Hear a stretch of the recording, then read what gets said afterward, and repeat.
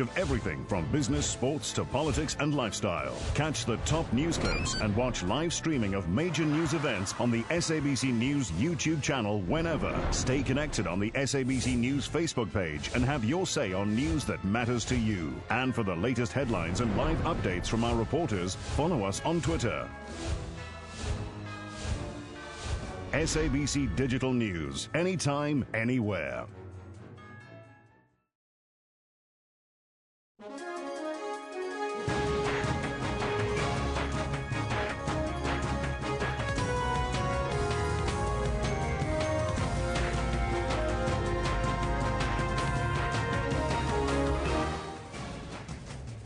Hello and welcome from Johannesburg here in South Africa. My name, of course, Evan Jansen. The show is always live and broadcast from our studios right here in Auckland Park. Don't forget, between 9 and 12 every weekday morning, we're also live on YouTube through the streaming facility.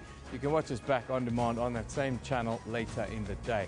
Our question of the day is football. We're dealing with Orlando Pirates in the CAF Confederations Cup final that's taking place in Tunisia over the weekend.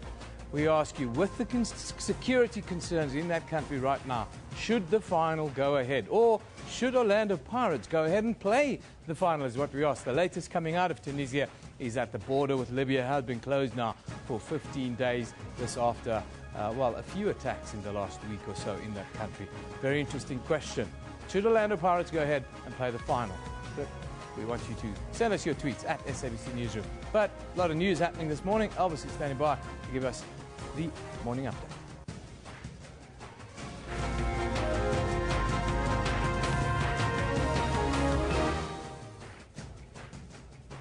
President Jacob Zuma to address the National Council of Provinces later, despite the strike by parliamentary staff. COSATU President Dumo Dlamini reacts to revelations that some trade unions own shares in labour brokering firms and companies operating e-tolls in Gauteng. And 12 people are due to appear in the Roodepoort Magistrates Court today after police busted a suspected rhino poaching syndicate. These are some of your top stories, but before we get to your news, let's find out from Kendall Makamate what's happening on the sports field. A very good morning to you, Kendall. Good morning, Elvis, and thank you very much. You know what, quite a lot happening in sport, but before I carry on, I'm just going to greet all of our viewers at home as well. This is what we've got for you in sports today. Catches the corn, and it's a simple one. India's spinners floored South Africa's batting lineup with a record low 79 all out, the lowest total India have ever dismissed its test team for in tests. This is IWF President Sebastian Coe's relationship with Nike is under scrutiny as questions arise around his support of the Eugenie 2021 World Championships. And as the latest terror attacks in Tunisia cause a border shutdown with Libya, Orlando Pirates jet in for the second leg final against Etoile du Sahel. And that's what we've got for you in the sport. Make sure you stick around for that at 10:20 or so. Back to you, Al. Thank you, Kendall. And on that note, the question that we posed to you today, very important one, as Pirates take on the Etoile in Tunisia this weekend. And we're asking you that question, if we can have it just on the screen there. Should Pirates actually play this weekend with all the security concerns around that? I would like to get your thoughts on the Facebook page as well as on the Twitter page. Let us know what's on your mind. Now, President Jacob Zuma will address the National Council of Provinces today. Now, this comes amid the strike by Nahau members who were locked out of Parliament yesterday. Before the lockout, they disrupted committees and shut down the National Assembly.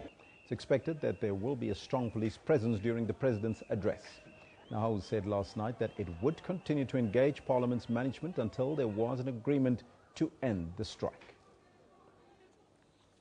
COSATU President Dumo Dlamini has described revelations by the Labour Minister Mildred Oliphant that some trade unions own shares in labour brokering firms and companies operating e-tolls in Gauteng as embarrassing to the Labour Federation. COSATU, as you know, is vehemently opposed to e-tolls and labour brokers. Oliphant hinted at hypocrisy while delivering the keynote address at COSATU's elective Congress in Midrand. Dlamini says there was once an embarrassment to the leadership of COSATU on the campaign against e-tolls when it appeared and it was shown that one of COSATU's investment companies had shares in a construction company building the e-tolls. He says they then linked to the issue. Dlamini says they are now linked to the very same e-tolls again. 12 people are due to appear in the Roodepoort Magistrates Court today after police busted a suspected rhino poaching syndicate. They were arrested in less than 24 hours in Johannesburg, Pretoria and Rustenburg. Meanwhile, a suspected money laundering kingpin linked to rhino poaching was nabbed in a separate operation in Pretoria. An exchange in an upmarket Pretoria mall gone wrong. This suspect was outsmarted by the Hawks. She allegedly tried to bribe a Reserve Bank official. Wanting a frozen sum of money to be released from the bank, she promised the official 5 million rand. 4 million was paid into an account yesterday, and the remainder minutes before the arrest. I'm really shocked. Like a lady like this being caught with handcuffs. I've never seen so much money in my life. This follows raids on Tuesday in which 11 people were arrested, 3 of whom are police officers. Among the confiscated items, rhino horns, rifles, illegal ammunition, silencers and scales. 1 million rand has also been seized. It's a 2-year operation. It started in 2013.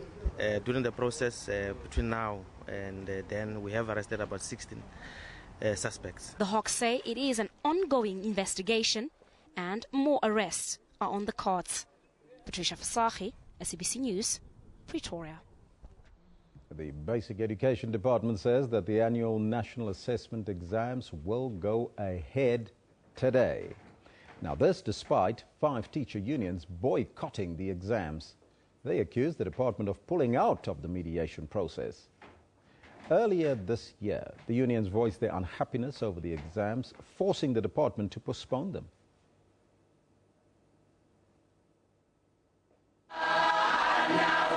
On the eve of the ANA exams, the dispute between the unions all but resolved. We are thus left with no choice but to revert to our original position, which is that our members will not be taking part in any ANA-related activity in its current form in 2015. We are disappointed that the realities of school in December are not being taken into account. We don't believe that this decision was made in the best interest of education.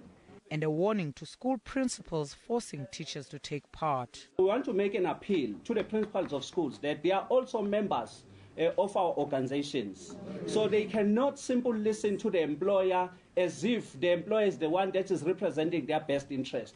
Basic Education denies having pulled out of the mediation process. We were ready to sign an agreement on Friday last week, and at that point a new condition was introduced by the teacher unions, and we felt that that particular condition that they were introducing at that time was going to defeat the purpose of the draft agreement which we had entered into as part of the mediation process. Grade 3 and 6 pupils are scheduled to write ANA exams from the 26th of November to the 4th of December. The department says not all teachers are unionized. Many are willing to assist. Sibongile Mkanimpolweni, SABC News, Johannesburg. Here in Johannesburg, waste management company Pick It Up has issued a final warning to striking SAMWU members in Johannesburg. They've been ordered to report for duty this morning or face losing their jobs. The workers have been on an illegal strike since Friday, and rubbish is piling up across the city. They clashed with the police once again yesterday while thrashing the streets of Braamfontein. The strikers are demanding a pay hike and calling for the Pick It Up managing director to be fired over nepotism allegations. Now that's your news for now.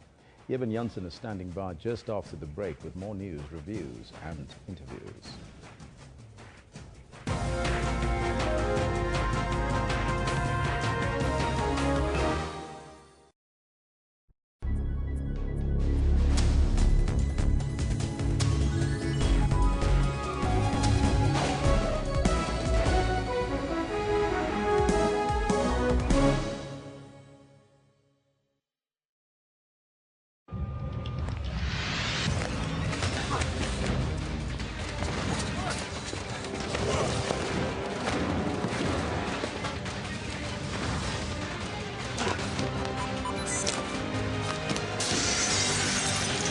SABC. Bond, it's Moneypenny. I've got your phone. Will you do me a favour next time? Go and pick it up yourself. Get all the latest news from the SABC's online news services on our website. Breaking news and in-depth coverage of everything from business, sports to politics and lifestyle. Catch the top news clips and watch live streaming of major news events on the SABC News YouTube channel whenever. Stay connected on the SABC News Facebook page and have your say on news that matters to you. And for the latest headlines and live updates from our reporters, follow us on Twitter. SABC Digital News, anytime, anywhere.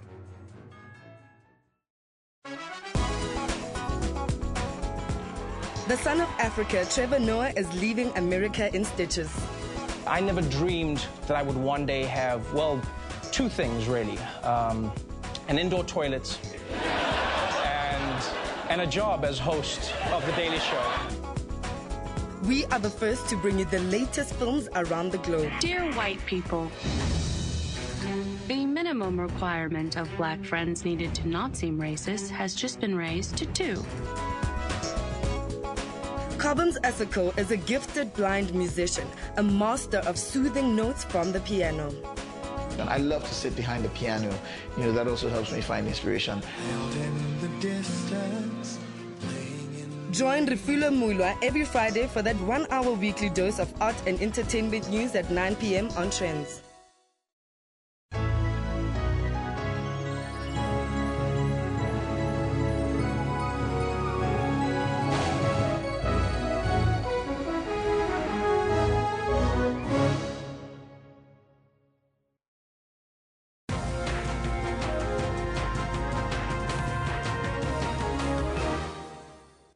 Hello once again, this is Newsroom here on SABC News. Now, the Auditor General has singled out the health, education and public works sectors for having the worst audit outcomes in the 2014-15 financial year.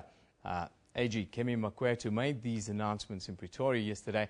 He called the outcomes of these 3 departments disappointing, as they are the departments that carry a significant part of the budget. The Auditor General consolidated South African report on national and provincial outcomes found that 40% of the 3 departments' financial statements were financially qualified or disclaimed, compared to 12% of the other departments. Now, I'm joined this morning by the Auditor General himself, Mr. Kemi Makwetu. A very good morning to you, Mr. AG. Thank you for joining us. Thank you very much, Ivan, and good morning to the viewers. Now, you've been very busy the last 24 hours, but if I can take you and maybe ask you to give us a quick overview of the financial report for 2014-15, what were the things that stood out for you personally? The essence of it, Eben, is that quite a number of people across the country, in provinces, in municipalities, in national departments, although we are not dealing with municipalities now, are entrusted with significant amounts of money. If you look at the total budget that gets announced every year. And really the highlights of what is in our report is the fact that typically, because of the environment in which finances are handled, things will not always go according to plan, nor will they always go according to the desires of those that place those monies at the disposal of the people who are implementing programs. So what we are highlighting in our report is that one big area that is raising concern, which also attaches to irregular expenditure, is the whole notion of not following controls when you buy goods and services. Because you deal with third-party suppliers, and there are all manner of things that can happen which will result in the money being diverted from its objectives. So this report is about that. It's about highlighting specifically in areas like education, health, and public works, which is typically responsible for infrastructure programs and delivery of those. Also in education and health, it does that. So those 3 are very important because they are part of the significant areas where priority programs of government will be implemented. You've put the spotlight now on some of the issues that we're having. What happens next, or what would you like to see happens next with what you're putting forward? We'd like to see across the board in all the departments the leadership of those institutions taking our report and sitting down with their respective administrative heads together with CFOs and start working a plan as to how within a defined period of time are we going to get past any one of these issues. So Yeah. that once that happens, the likes of your portfolio committees, the likes of your standing committee on public accounts in Parliament and the legislatures can also do the next thing, which is about overseeing that activity. And to us, that is the journey that needs to be undertaken. In the absence of it, these outcomes will be almost exactly and similar to how they've been over the years. Why do we not follow competitive or fair procurement processes? What, in your overview, what did you see? Why aren't we? If you look at the bulk of government expenditure, if you remove the employment cost, the bulk of what's left is to buy things, whether it's medicines, books, building roads, all manner of things that are for public consumption. So when you buy those things, you buy them from people who run factories and other smaller businesses who are interested in the lucrative opportunity for business with government.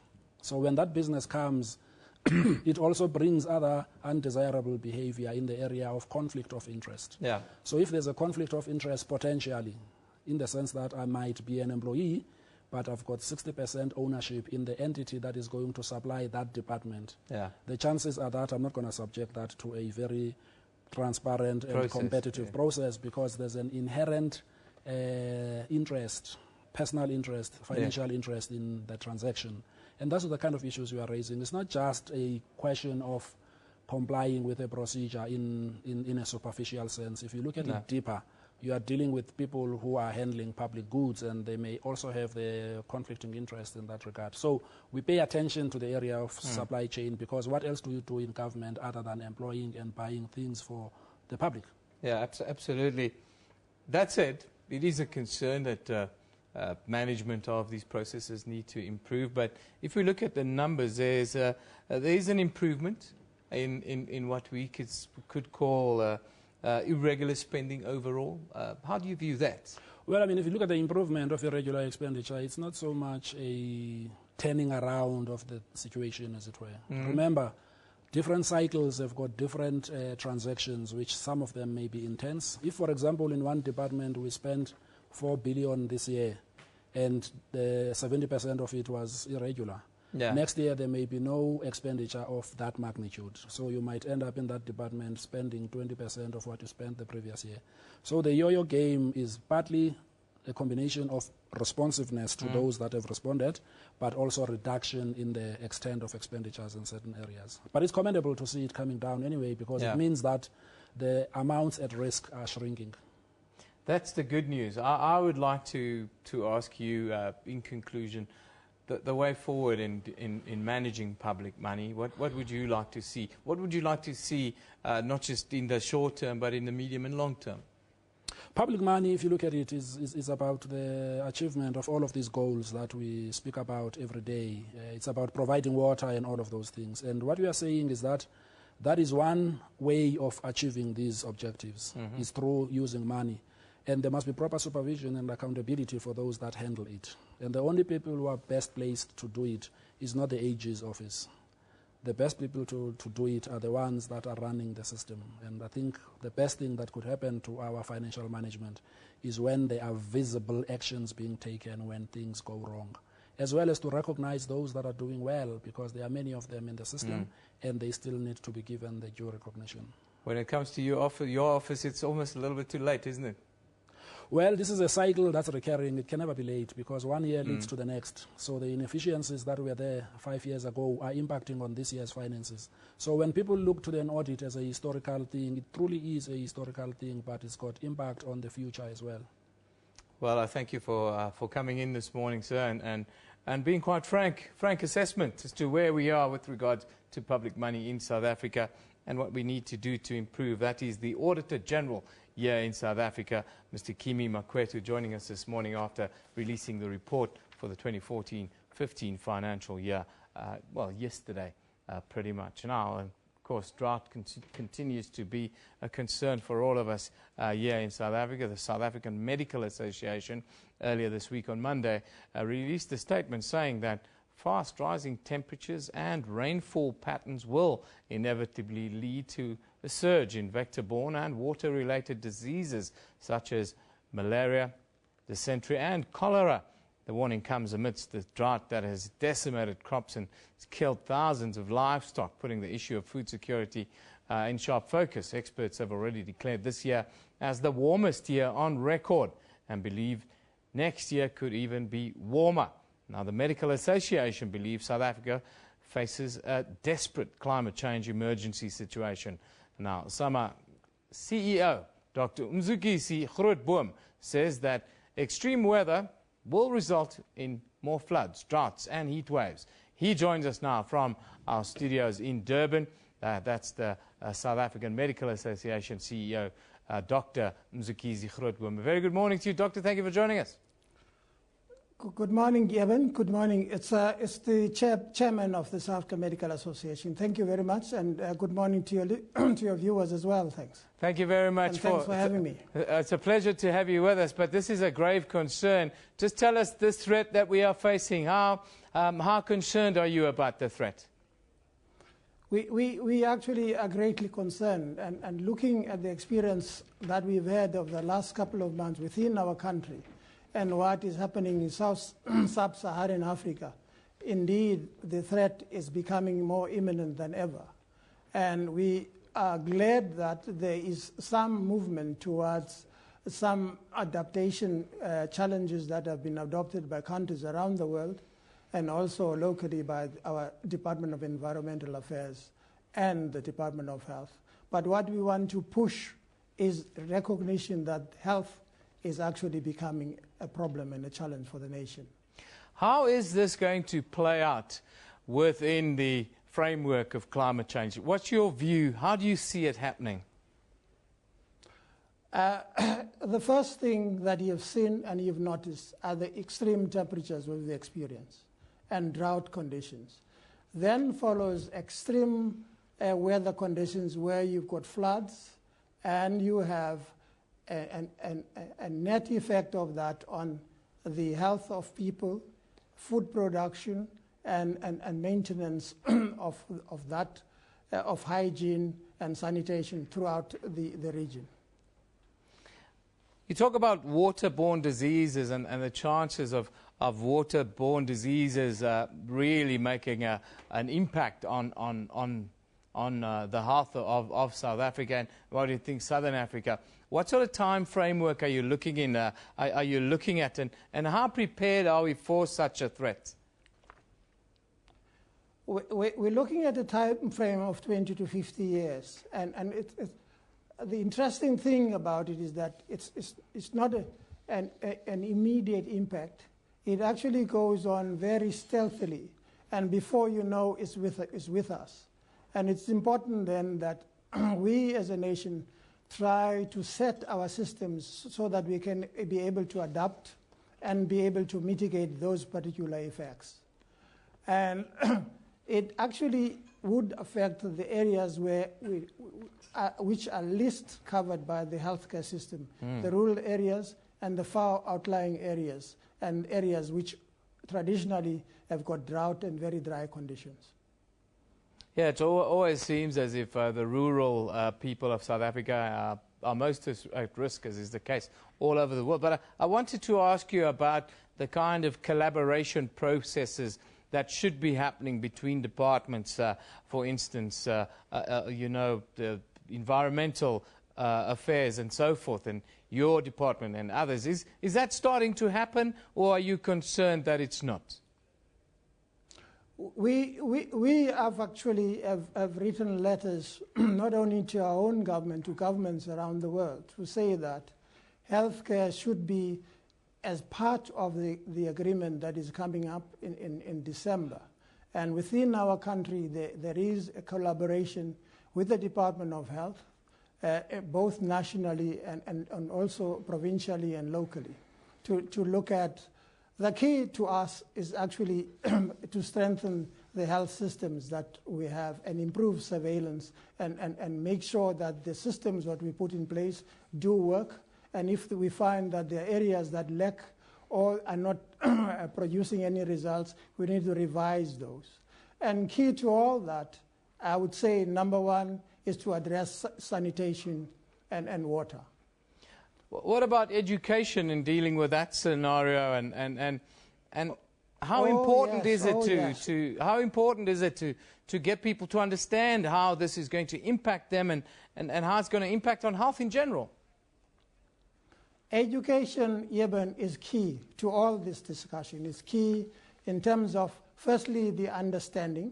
Firstly, to understand and also teach people how to mitigate against those effects and actually teach them how their carbon footprint affects the climate itself and how they, in a small way, within their homes, their communities, their provinces and nationally, to limit their carbon footprint. We're talking here about the transport systems.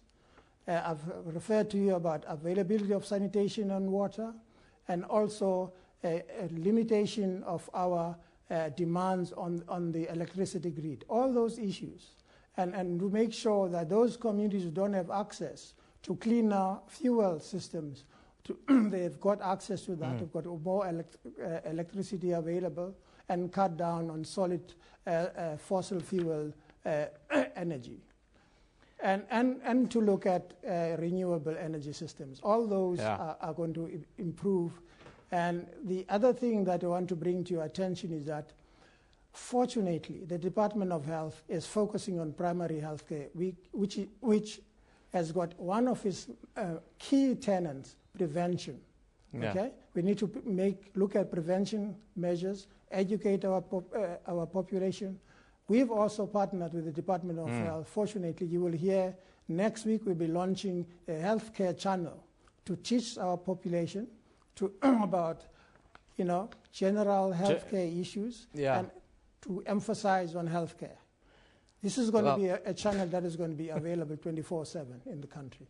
Thank you very much for joining us, Dr. Mzukise Grootboom. He's the chairman, I'm right, the chairman of the South African Medical Association.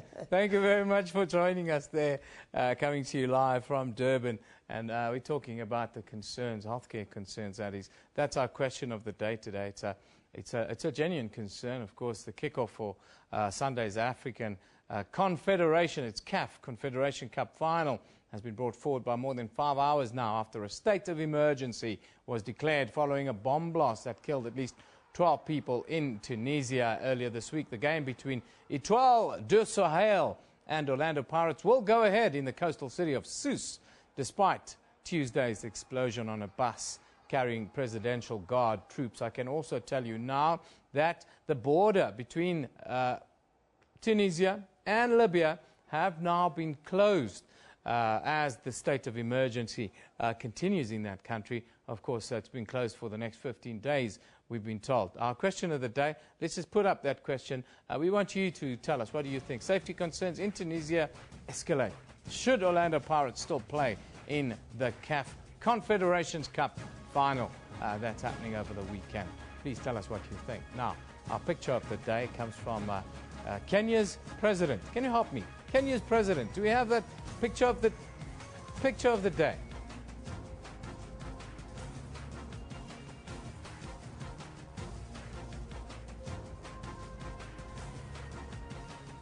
Okay, we'll go to comments rather. This one from Chema. It says, state of emergency declared in Tunisia for 30 days. This could mean the Pirates Cup final game might be played behind closed doors. Great, says Njema.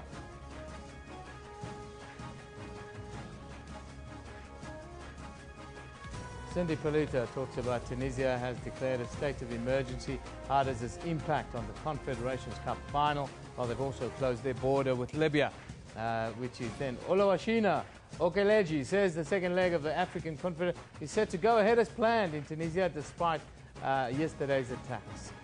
Yes, a bomb blast killed 12. African soccer update amid the terrorism threat. CAF has brought forward kickoff time for this weekend's final in Sousse in Tunisia. I can tell you it's been brought forward from 9 in the evening to 4 o'clock in the afternoon. That's what's happening there. Let's take a look at our picture of the day now.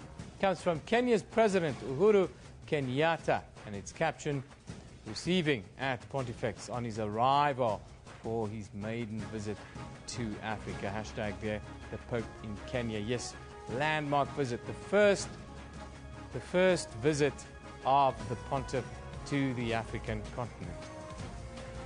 Anyhow, seeming to be having some technical difficulties. Time for us now to take a break. You're watching Newsroom here on SABC News.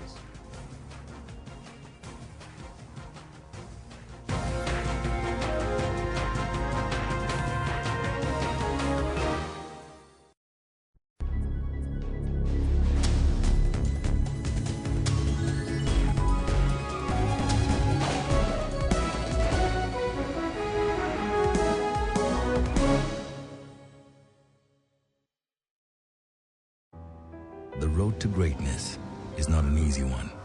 It's rough, tough, and full of barriers. And there's only one way to master it. Never, ever stop.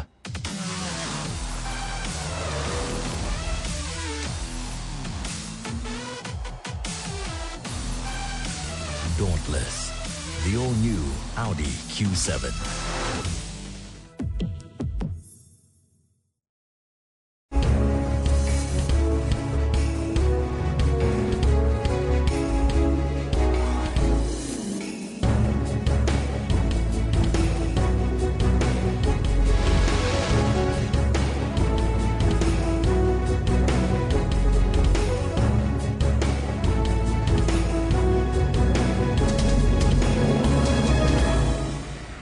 Get all the latest news from the SABC's online news services on our website. Breaking news and in-depth coverage of everything from business, sports to politics and lifestyle. Catch the top news clips and watch live streaming of major news events on the SABC News YouTube channel whenever. Stay connected on the SABC News Facebook page and have your say on news that matters to you. And for the latest headlines and live updates from our reporters, follow us on Twitter.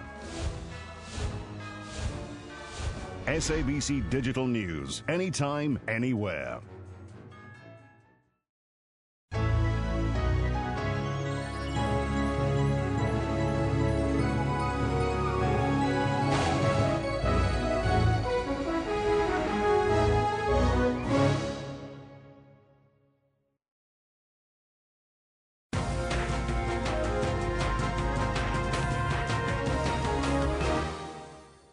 Welcome back. This is Newsroom. Time now for an interesting story. After Professor Susan Levine spoke to parents queuing at a hospital with children suffering from eye conditions, she realized that many faced a life of blindness because of delays in treating cataracts. There are 384,000 blind people in South Africa, and half of them were blinded by cataracts. Cataracts affect children and adults alike. There are delays in treating cataracts in many hospitals around the country. Now, an NGO called Orbis will work hand in hand with traditional healers to help cure cataracts. Now, we are joined by Professor Susan Levine, who is an Associate Professor of Anthropology at the University of Cape Town, to talk about this partnership. Very good morning to you, Professor. Thank you for joining us. Good morning. It's nice to be here. Thank you. A very interesting partnership. Tell us about the partnership, your story, how this came about. About 2 years ago, Orbis Africa contacted me. I'm a medical anthropologist, and I'm interested in medical pluralism. That is, that we live in a country which has multiple different kinds of health modalities. People tinker with their health. We sort of have traditional healers, allopathic medicine, kinesiologists. And so Orbis Africa asked me to go to KZN and to ask questions to people who were working with people with cataracts, and to find out what some of the obstacles were, why the delays to treatment, why parents weren't getting their kids to the clinics on time, etc. And so I started talking to people, and adults and parents and children alike, and one of the obstacles that emerged was a consultation with traditional healers, which delayed access to the kind of surgery that would remove the cataract and prevent childhood blindness. How do you foresee this partnership working in practice? In practice, the traditional healers are very much on board. They're interested in finding out what causes cataracts, whether they're congenital or whether they're caused by injury. They're interested in knowing the limitations of their own remedies. So, for instance, some of the traditional healers were using jellyfish, what they call feces of the moon, which they would apply to the surface of the eye in hopes of drawing out the cataract. And as we know, jellyfish doesn't work. There were also herbal remedies. They were also using cuttlefish, which they would ground up into a paste and place onto the eye.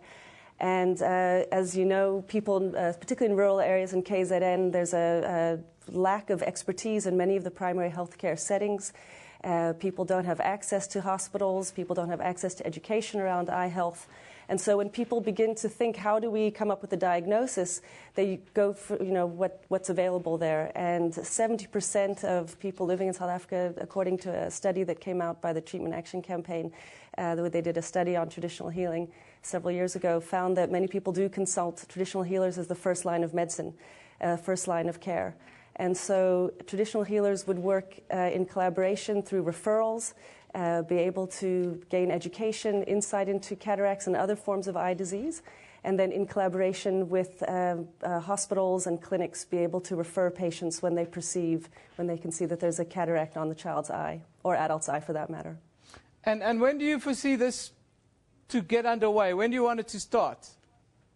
Well, Orbis Africa is hoping to roll this out in 2016. There is great consensus among the Department of Health in KZN that this is a good idea, that people do consult with traditional healers. There's a willingness on the part of traditional healers to gain expertise in eye care and other forms of health. Similar projects happened several years ago around HIV/AIDS, where there were very successful collaborations between medical practitioners and traditional healers. Unfortunately, at this stage, it's very much a one-way flow. So the knowledge tends to be seen as the need for knowledge to flow from biomedicine to traditional healers. And one aspect that we'd like to see is also a multiple flow whereby specific kinds of knowledge practices and insight around notions of caring for patients occurs in the other directions. So that as much as that traditional healers can benefit from biomedical knowledge, biomedical practitioners can have some insight into why so many people do trust sangomas and Nyangas and diviners. So there needs to be a real collaboration so that it's not just a one-way flow of knowledge. So there is great enthusiasm around this project, and so 2016 we'll be looking to KZN, and then following, we hope, a national rollout of these kinds of projects. These issues always seem to be more difficult in the rural areas. Just tell us about, you mentioned KwaZulu-Natal, but what other areas are you going to target? Is it going to be a rural rollout initially and then national? How are you looking to get it done? Well, the idea would be to target both urban and rural. So while there's less access to specialist eye care in rural areas, people living in urban contexts also have cataracts and other eye diseases which need attention. We've also been working in Zambia at Kitwe Central Hospital. And one of the fascinating things that emerged from the Kitwe study was that one of the eye specialists was traveling to schools for the blind and found that several of the children in these schools for the blind, both in rural and urban settings, actually had cataract. They could then be referred back to Kitwe Central Hospital, have the cataracts removed, and they could soon join a seeing schools. So I think we need to keep very mindful of the fact that removing cataracts completely changes a child's life and completely opens the doors up to education. And so this doesn't have a rural and urban divide when it comes to overall well-being in terms of eye health care. So the idea of Orbis is to focus on a national scale, crossing those bridges, but initially really focusing in rural contexts because of the lack of eye specialists in those clinical areas where most people are sent home at this point, reportedly with eye drops and oftentimes missing proper diagnosis. And you're talking about involving traditional healers, traditional doctors, and the like. Are you going to look at other scenarios, other illnesses other than cataracts? Yeah, we would look at the full range of eye disease. There's glaucoma, there's other kinds of eye illnesses that we'd look at, but clearly this would be one entry point to looking at the broader kinds of national scale changes that are happening in the traditional healing sector. There is, Wits University now has a program for sangomas, for traditional medicine, where they're beginning to test traditional medicines. They're beginning to learn about packaging and marketing and looking into various kinds of collaborations. This, of course, raises huge questions around knowledge, but that's another story, about knowledge production. But this would be an entry point, I think, to thinking about more wide-scale collaborations between the traditional healthcare sector and biomedicine, as happens in China, as happens in India, between Ayurvedic medicine and allopathy, or in China between traditional forms of acupuncture, Chinese herbs, and medicine. And so this is one space in which healthcare for Orbis is its main interest, but we can imagine a number of very exciting spin-offs. Thank you very much for joining us today. That's Dr. Susan Levine, of course, talking about an interesting new development where, well, they're going to involve traditional healers in helping solving issues that's making South Africa blind. More than half of the blind people in the country became blind because of cataract. So they're going to work with traditional healers to try and get rid of that scourge. Before we go to a break, let's take a quick look at what's happening around the country. Yeah, we'll start in Pretoria now. 2 Mpumalanga private rhino farmers want the court to overturn a 2012 government ban on rhino horn trade in South Africa. The Department of Environmental Affairs is opposing this application. Judgment is expected to be handed down in the High Court today. There, of course, this on the back of 12 people being arrested here in Gauteng. Then 12 poachers, they are expected to appear in the Roodepoort Magistrates Court. They were found in possession of rhino horn valued at 1.4 million rand, 13 unlicensed firearms and 6 luxury vehicles in this case. Police also recovered more than R1 million in cash. Now, we stay in Johannesburg. A man who was thrown from a moving train wants the Constitutional Court to overturn a judgment that he claims would make it impossible for people to hold the Passenger Rail Agency of South Africa accountable for such injuries. Time for us to take a break. You're watching Newsroom on SABC News.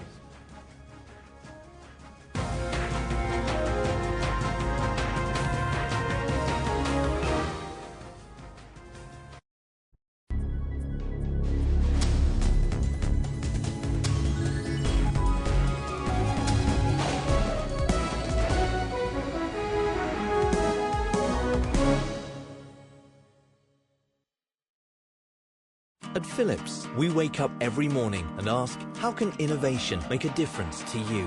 How can thousands of LEDs bring the pyramids to life and light up hearts? How can an air fryer make delicious traditional meals with up to 80% less fat? How can portable ultrasound be part of a program to help lower infant mortality in Uganda? Because the only innovation that really matters is innovation that matters to you. Innovation and you. Philips.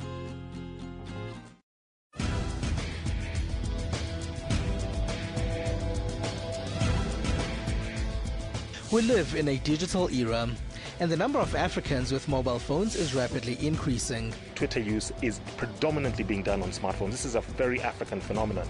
Here, there are constantly new innovative ways to make the internet more affordable. With that, we're seeing protests against governments proposing methods to limit access.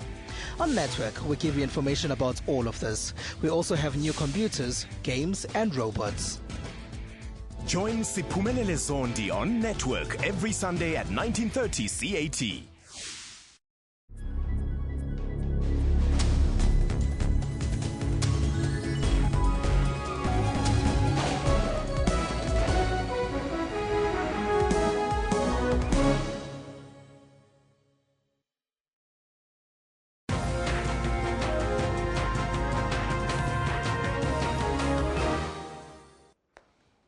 Welcome back. You're still with Newsroom. Now, as this year comes to an end, it's important to see the changes being called for by the young people of South Africa and in the wider continent as a whole. From the statute debates and the recent fees must fall campaigns that shook universities here around the country and marches elsewhere in Africa for the rights of young or youth activists. But what should be the youth, or what should be the youth of today? What should they be doing in order to achieve success? And do we still allow us self-doubt residing from cultural beliefs and other issues with our backgrounds to interfere with our path to success? Now, in Kopano, Calvin More's latest book, Change is Changing. He talks about how passion and perseverance is the key to reaching your dreams. He's with me in studio this morning to talk about changing is changing. Kopano, thank you for joining us. A very interesting take on changes. Just tell me, what do you mean when you talk about change is changing? Thanks, Eben, for being on your show. I think when you talk about change is changing as a book, the title is about relevance. We need to be relevant. If there's one thing that is constant in history and today, is change. There will always be change, but the important thing is that how do we react relevantly to the change that is constantly changing? Change is the only constant in the universe. In order to stay alive, we have to change. It's that important, and I think sometimes people are not aware of it. But your book talks to young Africans. Who are they? Young Africans are the generation like myself, the generation of today. These are the young people that have the responsibility to define what type of South Africa we want, to define what type of Africa we want. But what is most important is that we need to be cognizant of the fact that if we want a change, we firstly need to do self-introspection. The book focuses on the you as an individual. What exactly are you doing as an individual? There's an expiry date to blame the past, to blame the pathetic, and also to blame the parents, of course. I want to ask you, within that context, in South Africa we are faced with a concept called economic freedom in our lifetimes. How do you view that? What is that to you as a young person who understands what needs to happen in order for us to move forward? Okay, I'm glad you asked that question, and in truth, there are many socio-economic problems that ravage South Africa and the continent all through. But to answer your question directly, I think we need to say to ourselves as young people, what is it that we can be able to do to realize that particular dream? What is it that is going to take out of our own efforts to realize that particular dream? What role can we partner with our government in terms of 2030 NDP, for example? What is it that we can find there that we can plug in? And also Agenda 2063 of the AU as well. What role we can play within that particular space? I think we need to take a sense of responsibility. We've got bona fide rights as young people in this continent, but there's also bona fide responsibilities that comes with that.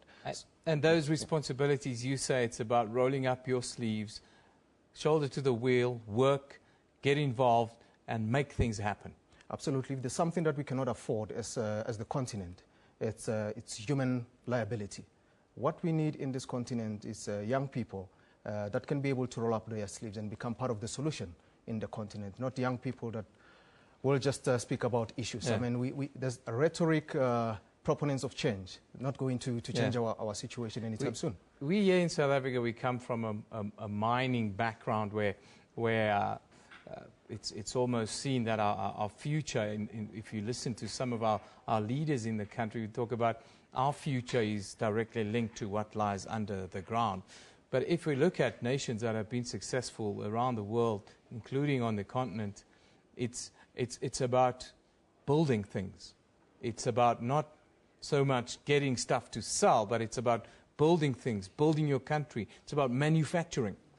Absolutely. I think the government has taken a very firm decision to actually pursue industrialization as a policy.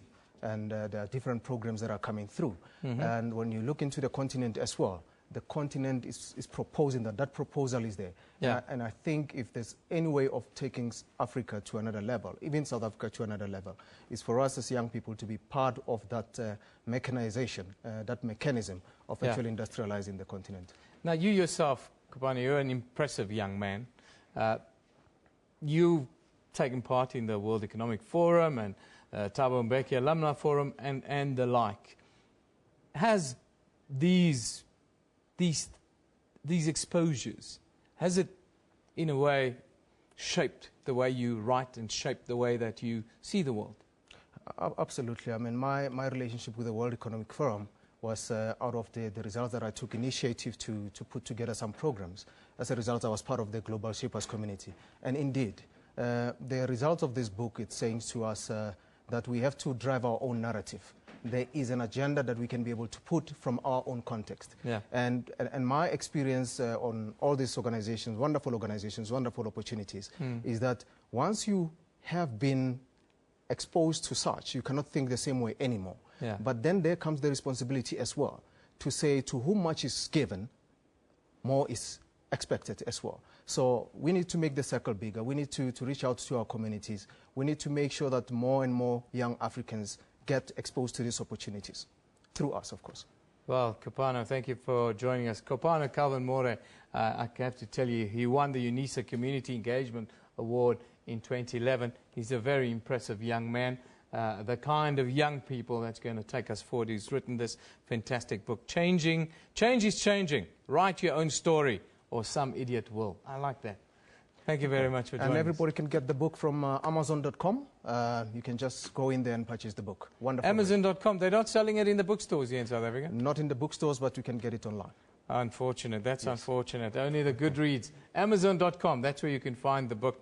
Kopano Calvin More writes, Change is Changing. It's a story about how we have this thing in our own hands and we've got to make it happen. Thank you. Or they can drop an email at changeischanging@gmail.com. Changeischanging@gmail.com, and he'll send you the book for a nominal fee, of course. Let's just take a look at now a sad development, a child star during the 1980s, Ricardo Groenewald, while he's passed away. The 43-year-old died in a Cape Town hospital on Wednesday night. That's last night, following a long battle with stage 4 lymphatic cancer.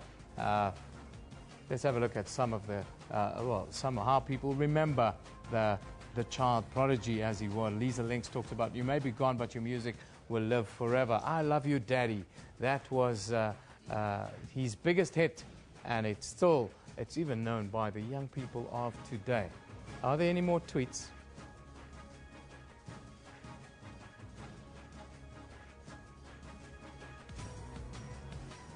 Rest in peace, Ricardo. I Love You, Daddy will always be a classic.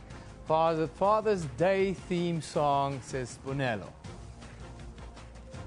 Then Jerome talks about rest in peace, Ricardo, family and friends. May the Almighty comfort you all through this time of unrestlessness. Our legend in music has passed away. Our thoughts are with the family of Ricardo Groenewald. Rest in peace, says Patricia Ntwana. Then Harry talks about he captured the hearts of many with his over 30-year-old song. Thank you. May your family and close ones be consoled with peace. Time now for us to gather weather update with Tsietse Monara.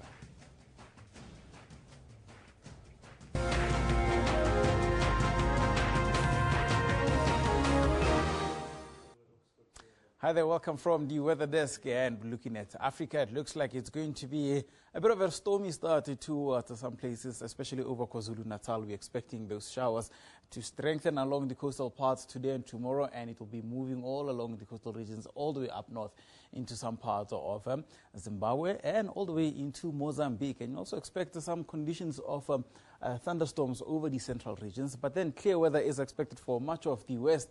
It is expected to remain a bit hot as well over Gaborone, temperatures as high as 38 degrees. Just have a look at Madagascar as well, just around 27 for Antananarivo. If you're going to be in Antsiranana, expect warmer conditions.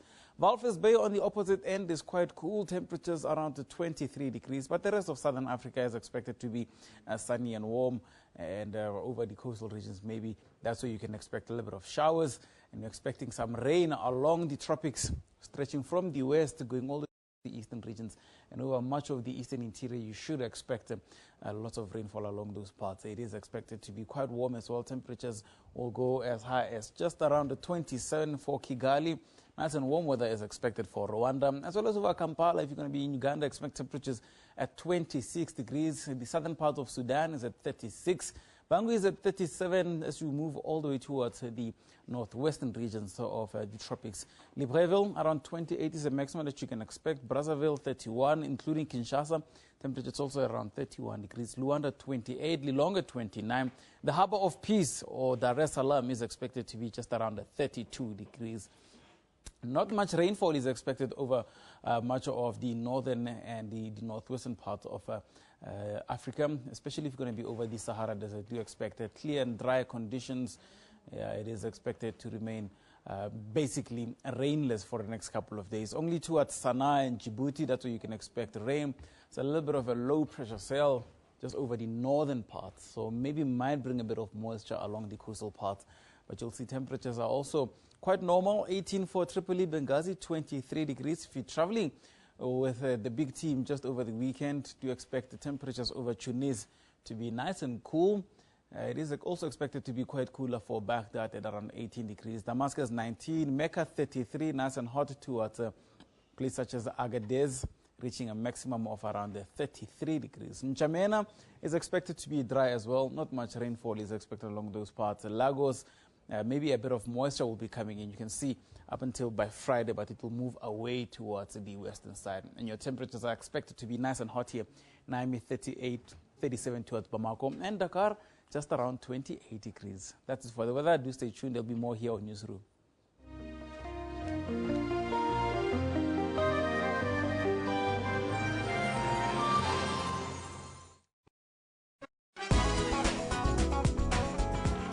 The son of Africa, Trevor Noah, is leaving America in stitches. I never dreamed that I would one day have, well, two things really. An indoor toilet and a job as host of The Daily Show. We are the first to bring you the latest films around the globe. Dear white people, the minimum requirement of black friends needed to not seem racist has just been raised to 2. Cobbins Asako is a gifted blind musician, a master of soothing notes from the piano. I love to sit behind the piano. That also helps me find inspiration. Join Refulo Mulwa every Friday for that 1-hour weekly dose of art and entertainment news at 9 p.m. on Trends.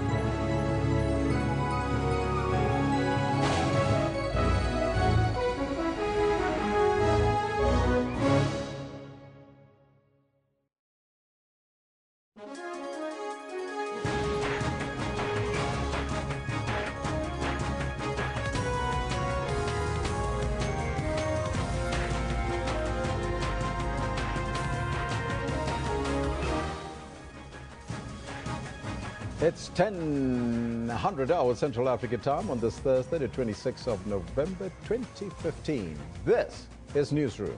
A very warm welcome to the second hour. I'm Elvis Preston. I'll be with you until 12 o'clock. You have to stay with us as we broadcast live from our Auckland Park studios in Johannesburg, South Africa, to the rest of the African continent. But first, let's take a look at all your news headlines.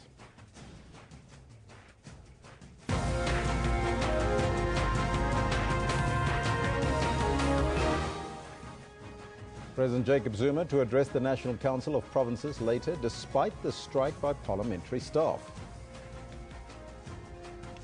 Kusatu President Dumo Dlamini reacts to revelations that some trade unions own shares in labour brokering firms and companies operating e-tolls in Gauteng.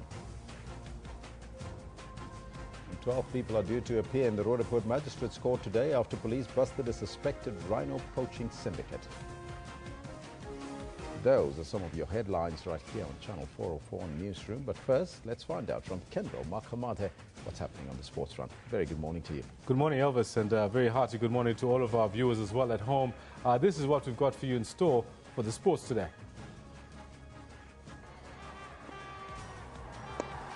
Catches the goal, and it's a simple one. India's spinners floored South Africa's batting lineup with a record low 79 all out. The lowest total India have ever dismissed a team for in tests. And IAAF President Sebastian Coe's relationship with Nike is under scrutiny as questions arise around his support of the Eugenie 2021 World Championships. This as the latest terror attack in Tunisia causes a border shutdown with Libya. Orlando Pirates jet in for the second leg final against Etoile du Sahel. That in a nutshell is what we've got for you in the sports later today. Back to you. Thank you, Kendall. And of course, our question of the day also relates to that particular visit of Orlando Pirates to Tunisia. And we're asking you the question today. Safety concerns in Tunisia escalates. And should Orlando Pirates still play in that country in the CAF final? Let us know what's on your mind on the Facebook page as well as on the Twitter page. Our top story this hour. Thousands of Kenyans have braved early morning rain and are streaming into the country's capital, Nairobi, for an open-air mass to be celebrated by Pope Francis. More than 1 million people are expected in Nairobi for the Pope's Mass. For the latest on the Pope's visit in Kenya, we're now joined by our reporter in Kenya, Sarah Kamani. Sarah, a very good morning to you and welcome. Firstly, can you tell us how is the mood like in the capital now since the arrival of Pope Francis yesterday? Well, I'm at the University of Nairobi grounds where Pope Francis is celebrating Mass, and thousands of people are braving heavy rain to witness that celebration. Most of them are happy despite the rains, most of them saying this is a chance in a lifetime. They say they would not miss it for anything, that Mass is now underway and Catholics are just about to receive the Holy Communion here at the University of Nairobi grounds. Sarah, what is the Pope expected to talk about today? Well, he's just concluded his sermon and he steered clear from what many people thought that he would talk about. A lot of people thought that he would talk about the country in terms of reconciliation, in terms of religious unity. But instead, for the Mass that he has held here for thousands of Kenyans, he has spoken about the value of the family, talking about the need to respect the family unit as the building blocks of the nation. But he's also concentrated on the woman, saying that there is need to respect and not devalue the woman. He also spoke about the poor, saying there is need for those who are privileged in society to take care of the poor, and also that Kenyans should not be afraid. In fact, the responsorial psalm was delivered from Psalms chapter 23, where it says that the Lord is my shepherd and do not be afraid. And he seemed to have drawn a lot of that from there, asking Kenyans to stand firm in their faith and to remain faithful. There are 14 million Catholic faithful. How is ordinary Kenyans feeling about the Pope's visit there? A lot of them, like I said, that we have 14 million Catholics here in Kenya out of a population of 42 million people. A lot of them are seeing him as a symbol of reconciliation, a symbol of unity, and a person who can speak to the leadership of issues that are facing them. The Kenyan head of state, President Uhuru Kenyatta himself, is a Catholic. Yesterday, he made a plea to the Pope to pray for him as he tries to fight corruption in the country. And today, he is attending the Mass. But most of those we spoke to just before the service began want to hear hear the Pope talk about peace, want to hear him deliver a message of hope. For many of the people here, about 52% of the country lives beyond $1 a day. And so many of these people are looking for just a word of encouragement. Others just saying this is a chance of a lifetime for them to be able to see the head of the Catholic Church. Peace, of course, is what is needed, but the security situation in Nairobi, there were some concerns around that. Yes, there were concerns about security, but that seems to be under control. More than 10,000 police officers have been deployed in the country. Just talking about security, earlier Pope Francis held an interreligious meeting, and he spoke about the need to take care of the youth, saying that those people who are radicalizing the youth are selfish and are preying on the naivety of the youth to divide and to draw divisions between different faiths and between nations. What else, or what is going to happen next after the service, Sarah? After the service, Pope Francis will move to the United Nations Environment Program offices. Quite a passionate speech is expected there because Pope Francis is fighting climate change. He's been a global disciple against climate change, and this is the headquarters of the United Nations. So it is expected that he will be talking about the need to conserve the environment, especially ahead of the environment conference that is coming in Paris next month. Sarah, thank you so much for that report, and you'll keep us updated as the Pope's visit is being concluded in Kenya and then moving to other African countries. Thank you so much for that report. That was our reporter in Kenya, Sarah Kamani. Now, Labour Minister Mildred Oliphant came out guns blazing at the COSATU National Congress taking place in Midrand, north of Johannesburg. The minister challenged the Federation to investigate corruption among its affiliated unions. According to Oliphant, some leaders are siphoning money from union investments. She also accused certain unions of colluding with labour brokers. We find that some of the affiliates on their own bargaining agreements, they have allowed the continuation of the labor brokers in the industries that they have organized. One of those affiliates, but I will be guided by the president. If he wants me to mention it, I will say it.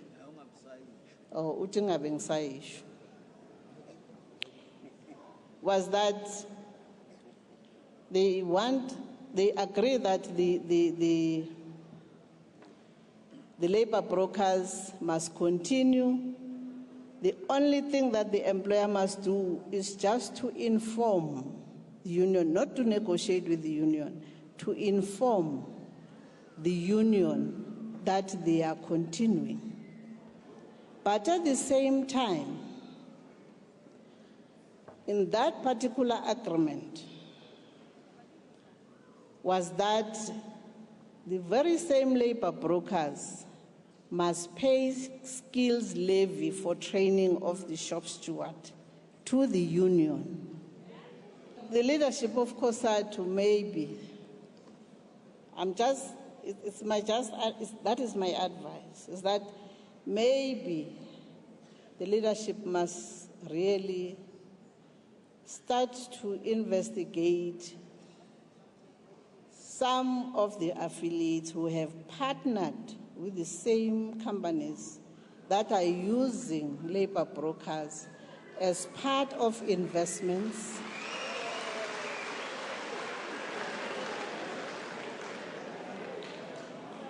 Because if we don't do that, we will always have this complaint to say government has not banned the labor brokers, while at the same time you are working together with those companies.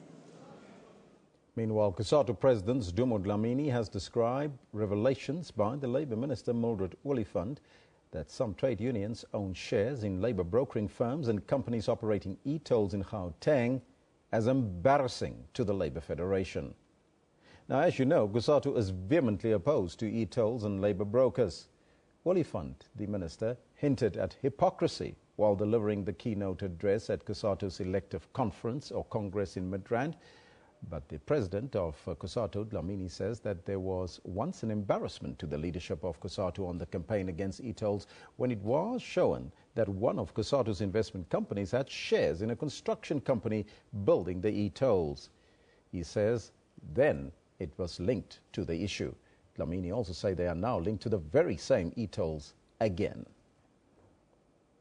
Now, for a recap on what happened yesterday at the COSATU Congress, we now cross live to our reporter, Eldrin Sampier, who is covering the Congress for us since Monday. Eldrin, a very good morning to you and welcome. Good morning, Elvis. Now, the Congress is ending today. What can we look forward to today? Well, yeah, the Congress concludes today, and, you know, I'm almost scared to say what's expected to happen today, because if you consider that some of the issues that were expected to be discussed on the second day, like the organizational report, as well as the financial statement, as well as that the slot in the program where they were supposed to discuss the appeal of NUMSA as well as the appeal of Zwelinzima Mavabe, that hasn't happened yet, and now we're already in the last day of this 4-day Congress. But we do expect that the election results of yesterday that took place for the Deputy General Secretary will be announced later today, and some resolutions are also expected to take place. But right now I am joined by Begin Njalinjalu, who is still the acting General Secretary of COSATU. But by the end of this Congress, when we leave, you will be the General Secretary of COSATU. Let's first start there. What's on your to-do list?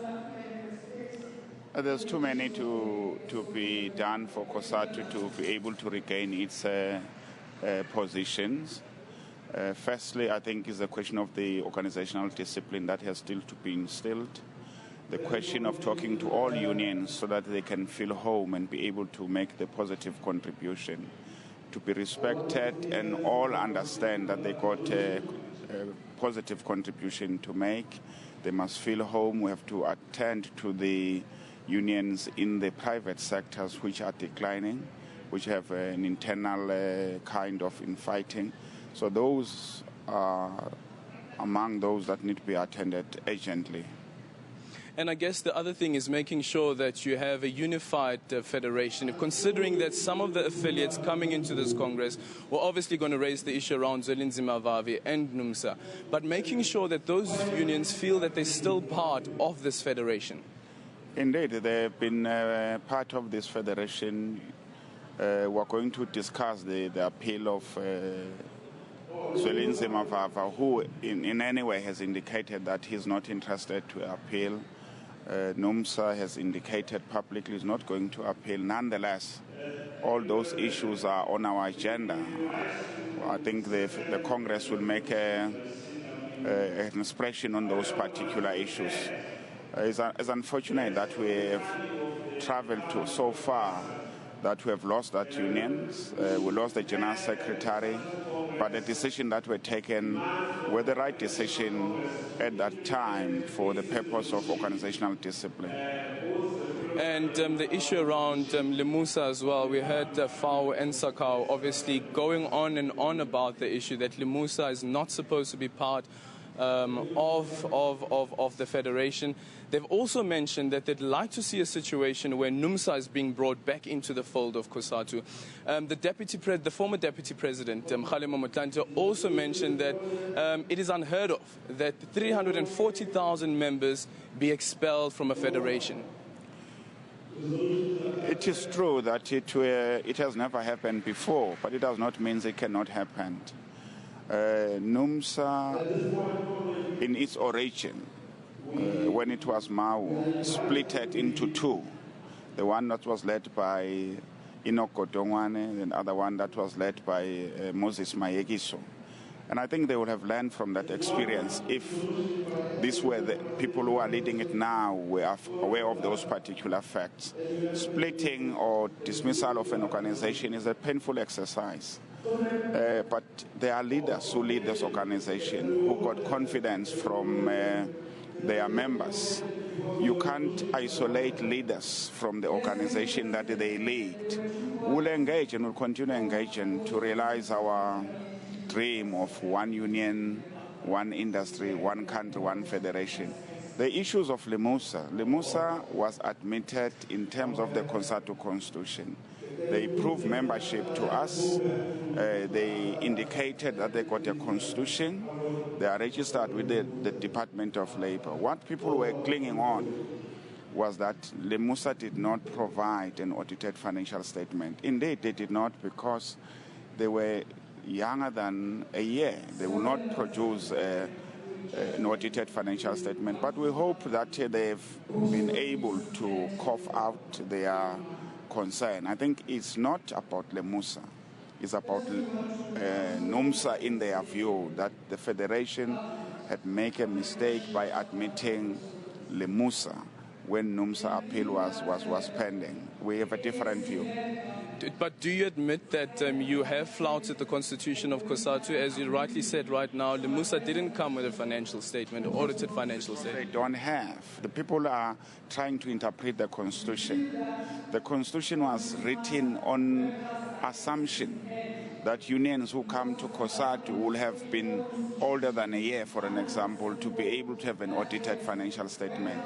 Nothing in the constitution says that if you are younger than a year, which meaning you don't have an audited financial statement, you can't be admitted to a federation. The unions who joined and found COSATU, many of them did not even have financial statements. But the issue they were raising, as I'm saying, is not about Lemusa, it's about NUMSA. So I think they raised it twice now in a Congress. I think it's behind them now. We hope they are going to heal and realize that we need to move on and build a federation. Okay, let's speak about Minister Mildred Oliphant's speech yesterday. Quite big concerns that she raised there. The use of membership fees to go into investments and some dodgy investments. Yes, she raised that issues which we accepted has been raised by the Federation along the way, that the investment, the union investment is an element of divisions, because there is a competition as to who handle it, who become the CEO of those particular companies. They are very divisive, but they are necessary, because unions cannot rely on the subscription to carry their political program. I'm sorry to interject you right there. We have to go straight to the National Council of Provinces, where President Jacob Zuma is expected to address the House. It is very much a societal responsibility. All elected representatives of our people need to play a leading role in taking this campaign forward, not only for 16 days, but the whole year.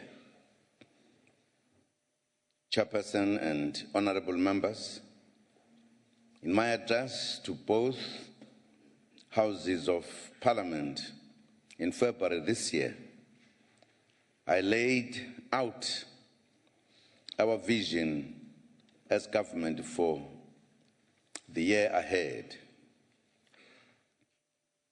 We have had to navigate a difficult global environment.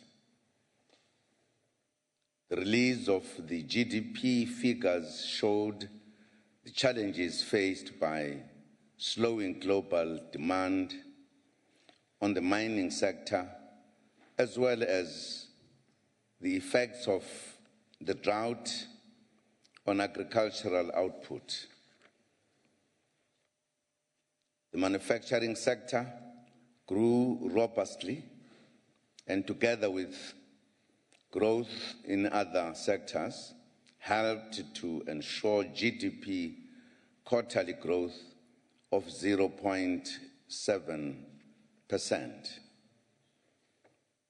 The economy had contracted by 1.3% in the second quarter of this year. We have therefore avoided a recession in the economy, though we still need to boost the rate of growth. Infrastructure development is critical for both industrialization and to boost employment in construction and other sectors, especially during such a difficult time. We are now investing roughly 1 billion rands per working day in new infrastructure with a focus on the areas I outlined in the 9-point plan in February. The past 3 months has seen stability in the supply of electricity to consumers. I opened the first unit of the Medupi power station to come onto the grid in August this year. The Presidential Infrastructure Coordinating Commission has tracked the supply of renewable energy.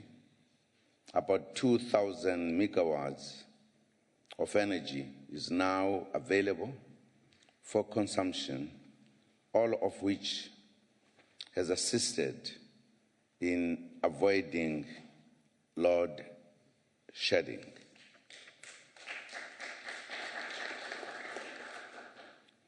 However, we still need to speed up existing build programs to develop the reserves of energy needed to ensure that maintenance and outage challenges in our power plants do not negatively affect the economy and our people.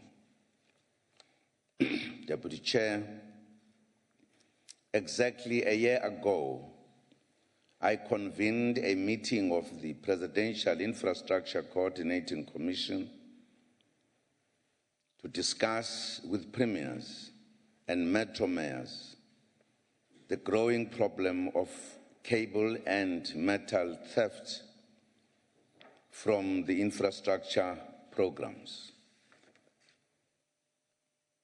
We finalized the Criminal Matters Amendment Bill, which was then submitted to Parliament and which served in this House earlier this morning. I wish to recognize and appreciate the expeditious manner in which Parliament has considered the bill. The bill creates a new category of crimes for theft of cable and metal from public infrastructure and toughens both bail for accused and sentencing of guilty parties.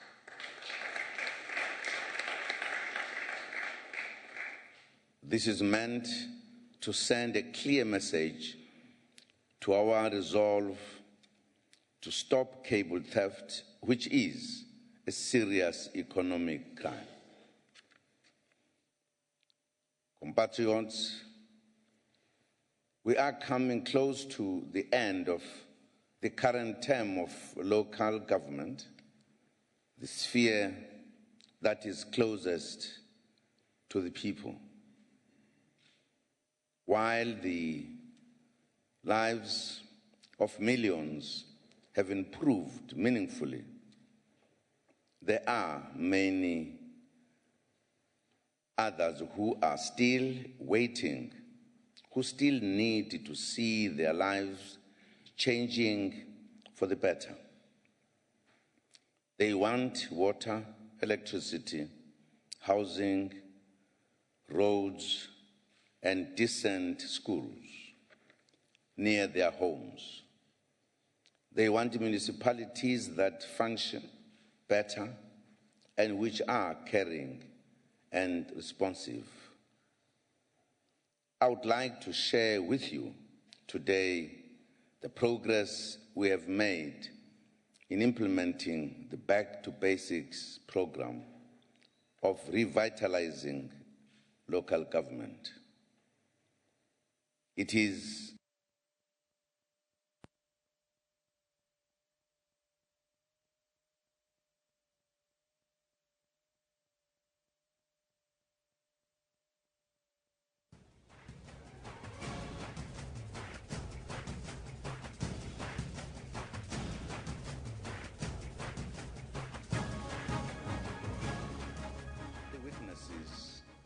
the weaknesses and challenges that still remain on the path of improving the quality of life of all. That is the purpose of the Back to Basics program, which was launched during the second Presidential Local Government Summit on the 18th September 2014. Back to Basics is now well known and accepted, and it was formally launched in all 9 provinces. It has been institutionalized. It is a standing agenda item in the President's Coordinating Council meetings and MINMEX. Premiers and MECs report regularly on progress in their respective provinces. The Interministerial Task Team on Basic Services was established and it is functioning well. Provincial Back to Basics task teams were established and are conducting hands-on monitoring. The teams have developed municipal support plans, and these have been formally adopted by municipalities. Support and intervention packages were prepared and implemented for identified hotspots municipalities. The program is indeed becoming an integral part of local government governance and renewal. We have learned some key lessons during the initial phases of Back to Basics program, which are helpful in the implementation of the renewal program. I will mention just a few. We have confirmed that political instability and weaknesses in governance are 2 of the primary causes of poor service delivery at municipal level.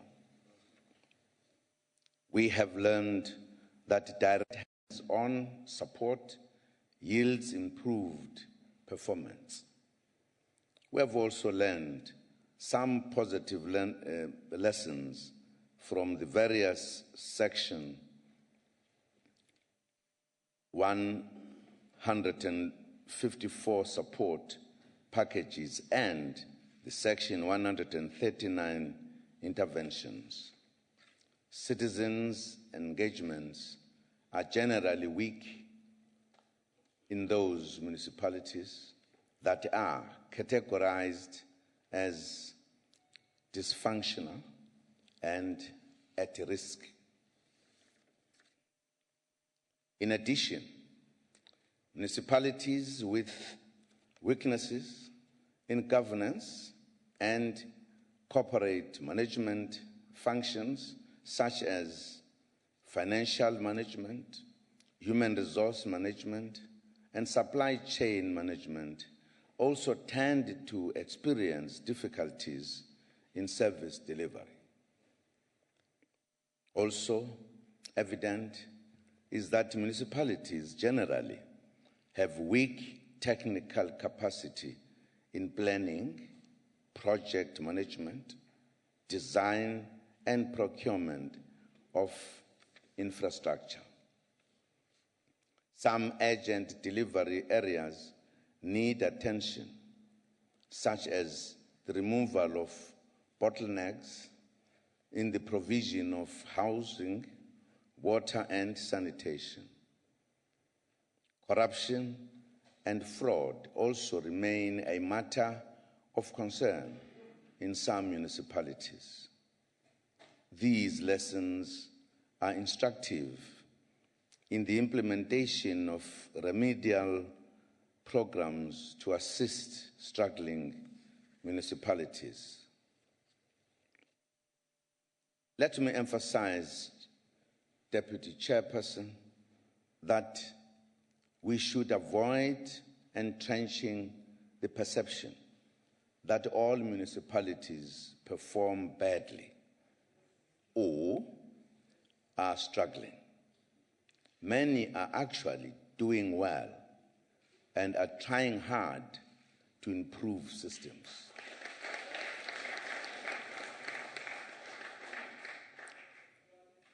Also important to note is that those who are provided with support through the Back to Basics program have responded positively, and corrective action is visible. Having mentioned these challenges, Honorable Deputy Chairperson, I would also like to highlight some of the successes that we have experienced thus far as we continue supporting various municipalities. I will mention just a few municipalities given time constraints. These municipalities demonstrate what can be achieved with intensive support.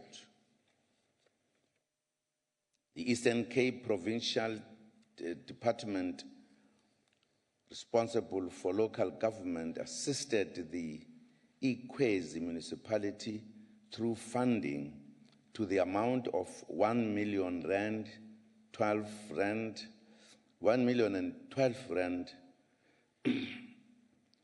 to improve their service delivery outcomes. It also assisted Inkwanqa municipality through payments of their Eskom debt to the amount of 2 million rand and service delivery creditors to the amount of 5 million rand.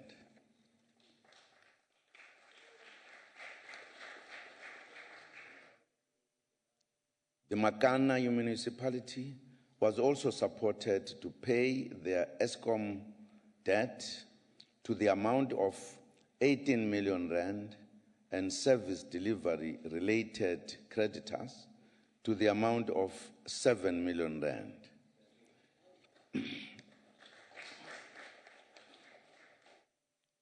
Water supply problems have also been attended to in the municipalities following the upgrading of infrastructure. An intervention was completed at the Great Kai local municipality with procurement and installation of new meters and maintenance of faulty meters to 10 households and 5 businesses that consume large amounts of electricity. While the number of households seems small, the main focus was to train the municipal official so that he can continue to perform this work on his own. The expected outcome is accurate metering and billing of consumers, both residential and business. Elundini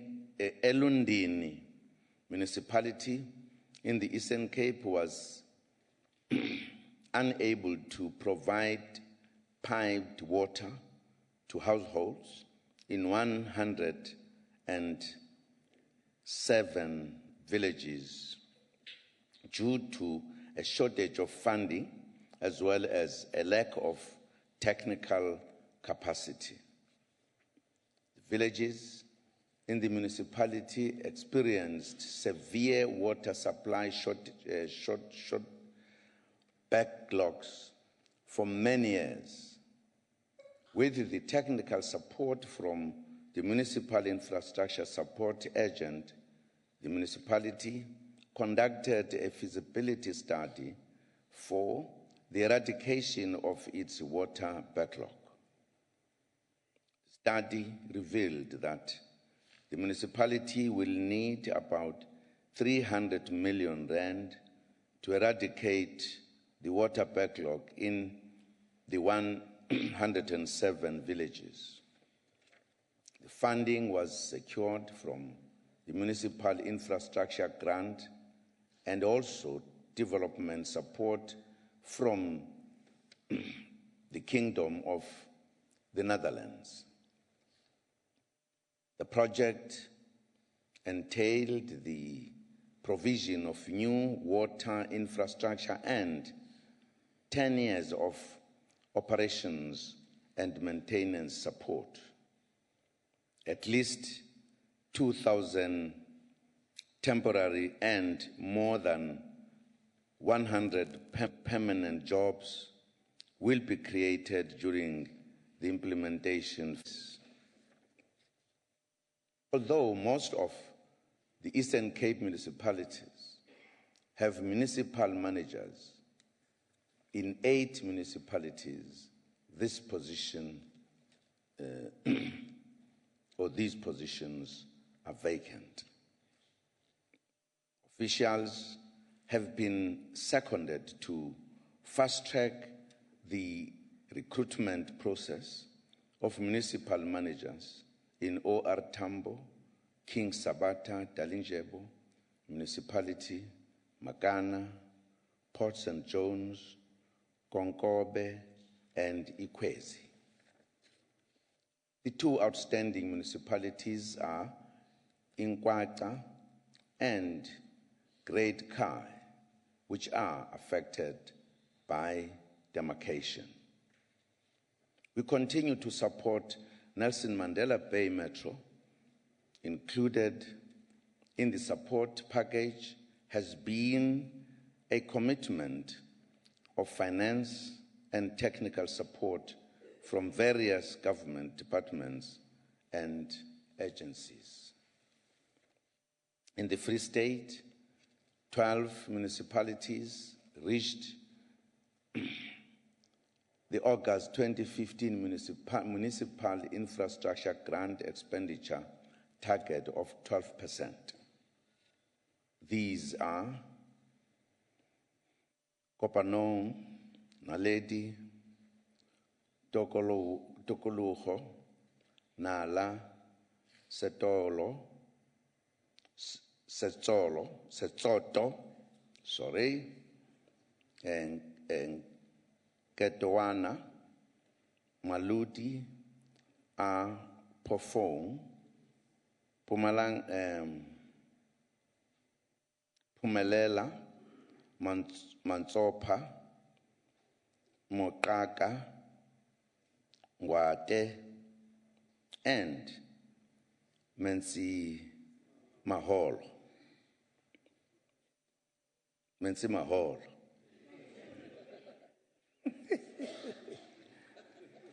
Mensi Mahol. That's fine. We welcome these positive developments and encourage others to work harder as well.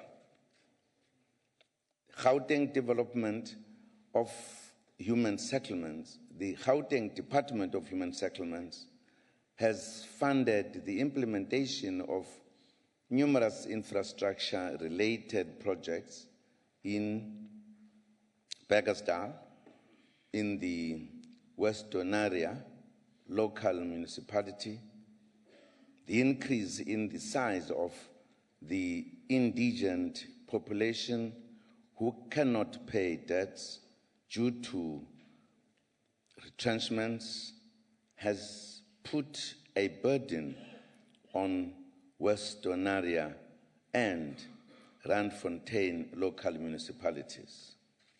They have to provide free basic services to the ever-growing number of people who are without an income. Notwithstanding this, the municipalities have managed to meet their service delivery obligations to communities, including the servicing of their ESCOM account that was in arrears. In the original categorization of KwaZulu-Natal municipalities last year, 8 municipalities were categorized as requiring intervention. Only Mtuba municipality has remained in the category of requiring intervention. Umvoti and Amajuba have progressed to what is defined as the challenged category.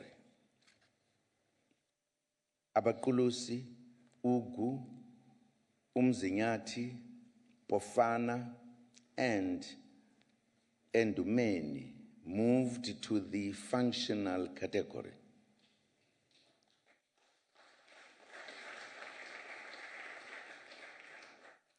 With regards to infrastructure, some newly established communities around Umvoti local municipality in Greytown were not being provided with piped water due to limited available capacity of the existing water treatment works. Umvoti local municipality lacked technical capacity to plan and manage the implementation of this project and requested the municipal infrastructure support agent to support with project management, including planning, supply chain management, execution, and construction management. Phase 1 of this project has been completed. More than 8,000 households are currently benefiting and are now receiving water. Phase 2 of the project is under construction at 40% progress to date. About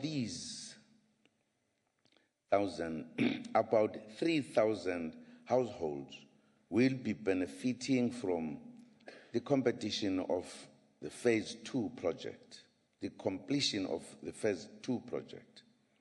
It is anticipated that the project will be completed by July 2016. A total budget of 490 million rand has been approved for the project. When Phase 2 project is complete in July 2016, more than 11,000 households will be benefiting in receiving water. Other municipalities such as Umkhanyakude still experience serious water shortages due to infrastructure backlogs and the drought. The area is the worst affected municipality. The department has allocated an amount of 90 million rand to assist with drought interventions. Interventions by the Department of Water and Sanitation include, amongst others, the drilling of boreholes, provision of 15 water tankers for water distribution, installation of static water tanks, as well as rehabilitation of water schemes in the short term. The KZN provincial government must be acknowledged for the firm leadership it has shown in managing the drought situation, as all sectors have been severely impacted by the drought, namely agriculture, environment, industry, and domestic users.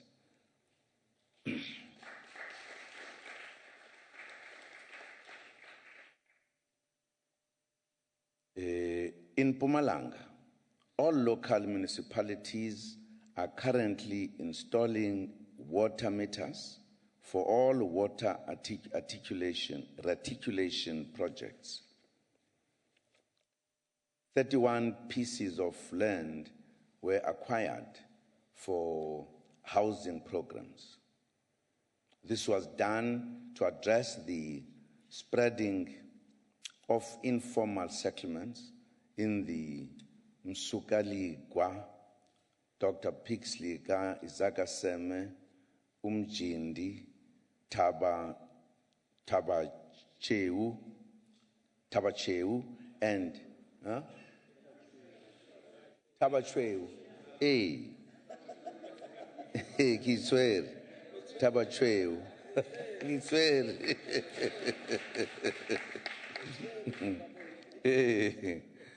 and Victor Kanye municipalities.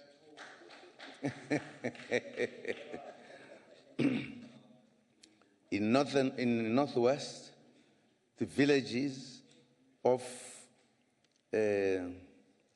Chosein, Mahlapa Neng,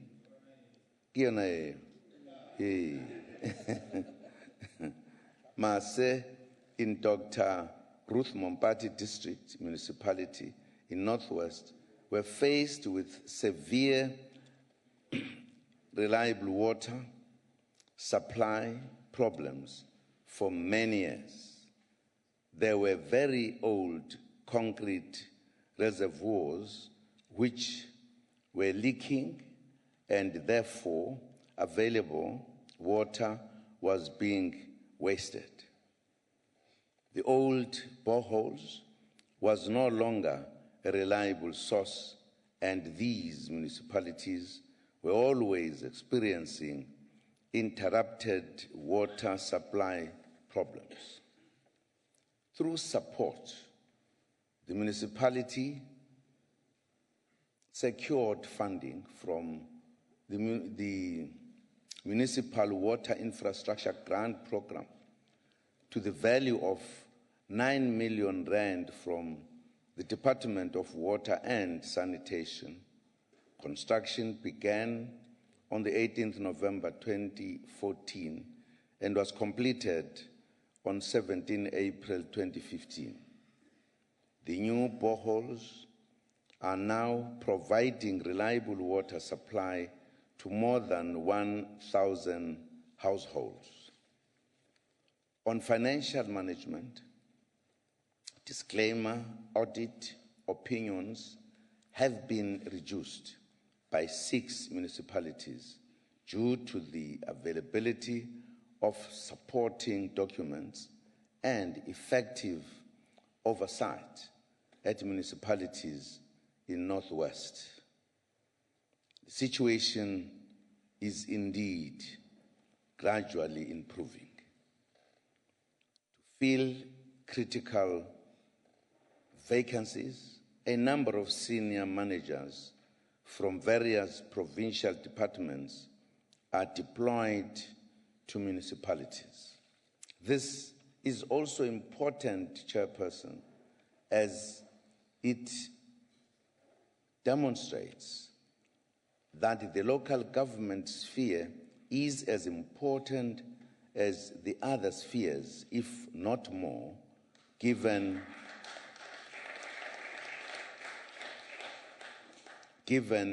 its closeness to the people. In the Northern Cape, support to Namakoi municipality led to the development of a council-approved recovery plan. The municipality is implementing its credit policy, and the collection rate has improved to 84%.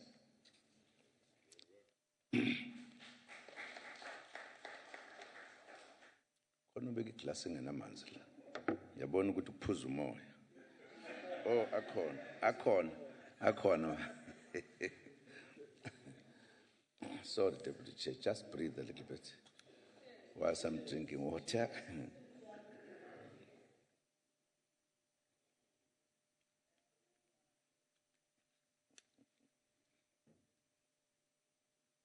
Cheers.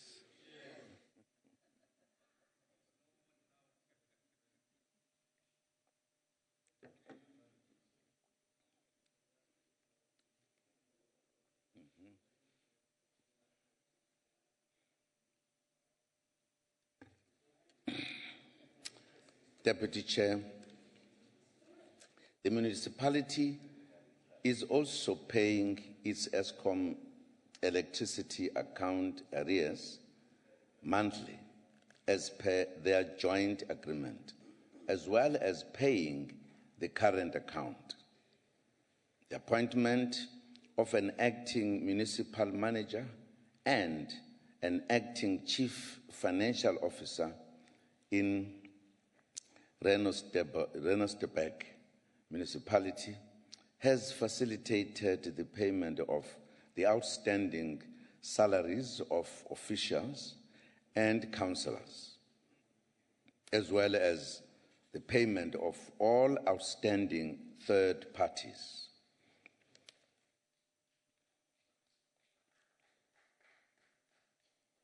The outstanding 215,000 rand free basic energy ESCOM account was also paid in full. In the Western Cape, the provincial government intervened in Oudtshoorn municipality in terms of Section 139(1) to B of the Constitution, and it will remain in this category post-December 2015. The province deployed forensic auditors to the municipality during August 2015 to conduct a forensic investigation. The Western Cape Provincial Treasury also conducted an assessment of the finances of the municipality to identify, quantify gaps, and provide support. All acting arrangements at senior management level from internal staff have been terminated, bringing some sense of stability in the administration.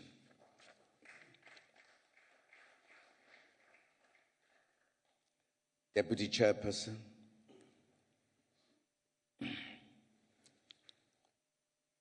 I must emphasize that we strongly welcome the report of the Auditor General, which shows improvements, but also areas that require serious attention. We also agree with the Auditor General that there should be consequences for bad management.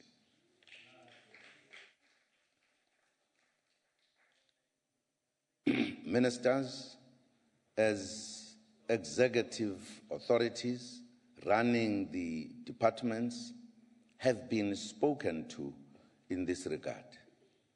The matter was discussed extensively in the last cabinet with a view to finding solutions. They must ensure that officials under their management fulfill all prescripts when utilizing public funds. In most cases, it is the failure to follow procedures stated in the Public Finance Management Act that is a problem, and not that money has been stolen. Ministers will ensure that their accounting officers, the Directors General, implement the remedial action stipulated by the Auditor General.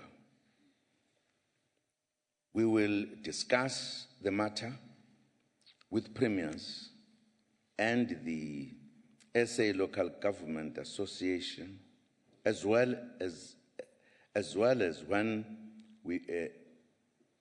we meet next in the President's Coordinating Council. We congratulate all government departments that obtained clean audits for the first time.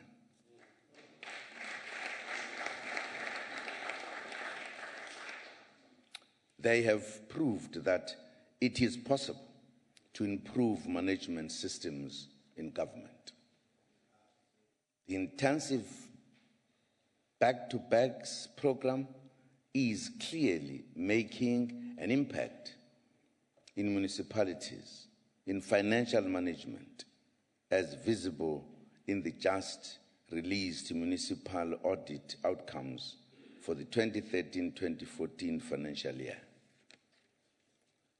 All provinces showed an improvement in their audit outcomes, with the biggest contributors to the total number of clean audits being Gauteng, KwaZulu-Natal, and the Western Cape.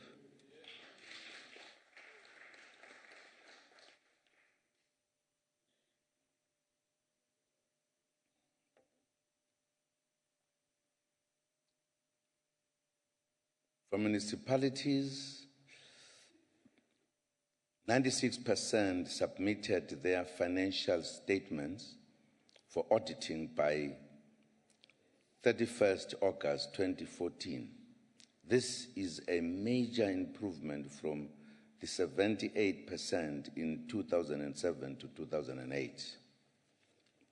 The number of unqualified audit opinions on financial statements improved to 58% from 49% in the previous year. The Gauteng Provincial Treasury assisted the two municipalities that are at risk, namely the Westonaria and Randfontein local municipalities, with preparations for the 2014 to 2015 audit by the Auditor General. This support resulted in a significant improvement in the financial management of both Westonaria and Randfontein local municipalities.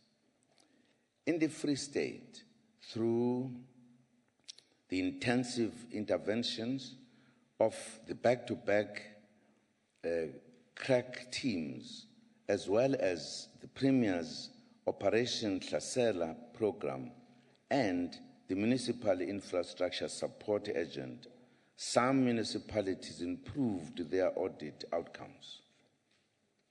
These are Mangaung Metro from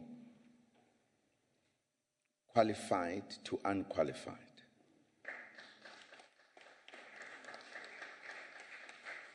Tokologo, LM from qualified to unqualified. That's say, eh? And Naledi LM from disclaimer to qualified. In Gauteng, both Randfontein and Western Naria further demonstrated improvement in overall capital expenditure and municipal infrastructure grant spending as at the end of June 2015. This shows other municipalities that positive change is possible. Under the leadership of the Department of Cooperative Governance and Traditional Affairs, government will continue and accelerate the hands-on approach. In the next phase of the back-to-back approach, government will work smarter and innovatively to increase the impact. We will make better use of available monitoring mechanisms such as announced municipal visits, spot checks of supply chain management processes, implementation of forensic reports, recommendations and site visits of municipal infrastructure grant-funded projects. Corruption will be tackled with vigor and determination, as the uprooting of corruption is a core objective of the back-to-back program. Already, 222 officials were dismissed for fraud and corruption in the 9 months from October 2014 to 2015. Going forward, anti-corruption measures will include the monitoring of the implementation of the recommendations of all forensic investigations into municipalities, a campaign with organized business will be embarked upon to counter private sector involvement in corruption in municipalities. Debt owed to municipalities by business and residential sectors are constraining municipalities. A specific campaign will be launched to alleviate this obstacle. The improvement of the billing systems of selected municipalities will receive dedicated attention. Honorable Deputy Chairperson and members, I want to thank the leadership of all 9 provinces and each and every municipality for their active participation in the Back to Basics approach.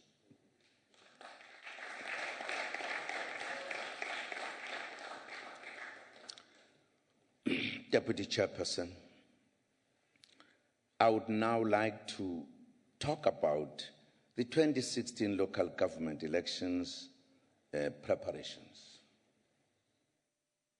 The trend since democracy has been to break down barriers of race and inequality.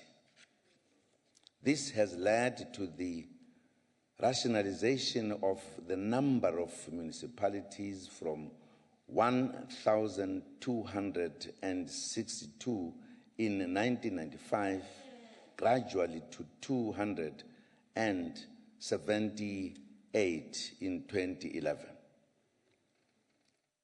In August 2015, the Municipal Demarcation Board proposed a further reduction of 19 municipalities after the 2016 municipal elections. There will thus be 259 municipalities across the country, assuming that the Sedibeng district municipality decision is reversed by the court. Should the court uphold the Municipality Demarcation Board's Section 26 notice confirming the amalgamation of Ikwezi, Kamdeboer, and Bavian's local municipalities. This will result in a further reduction of 2 municipalities. We believe that the proposed changes will lead to better governance and stronger functioning municipalities. The local government elections must be held within 90 days from May 2016, and preparatory work is being done. The number of councillors for each municipality, for each municipal council was gazetted last year. The Municipal Demarcation Board is presently busy with the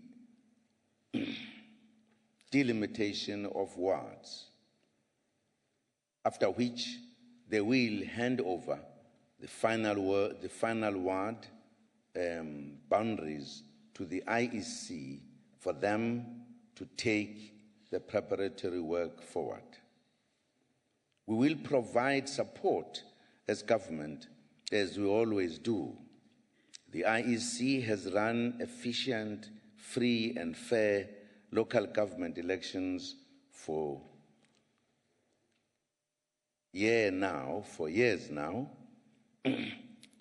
We do not anticipate, therefore, any hassles in the organization of the 2016 elections. Deputy Chairperson and members, drought is being experienced in some parts of the country, and these conditions have been occurring over the past several years. We have established an interministerial committee led by COGTA to respond to the challenge.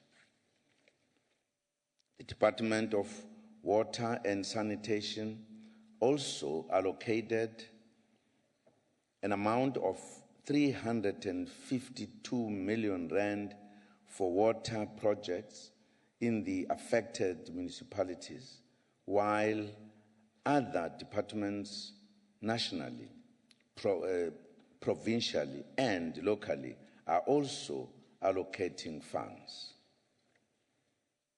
Water restrictions are being imposed by municipalities and the other water services authorities to control water usage and reduce the pressure on water resources during the period of drought. In addition, all spheres of government are working together to provide support to communities and farmers. It is a difficult situation with serious implications for the economy. It calls for us to work together closely to mitigate the impact. We thank premiers and executive mayors for responding swiftly to assist municipalities and affected sectors. Important is for all spheres to promote the saving of water and fight water losses. Our country loses 7 billion rand a year to water leaks.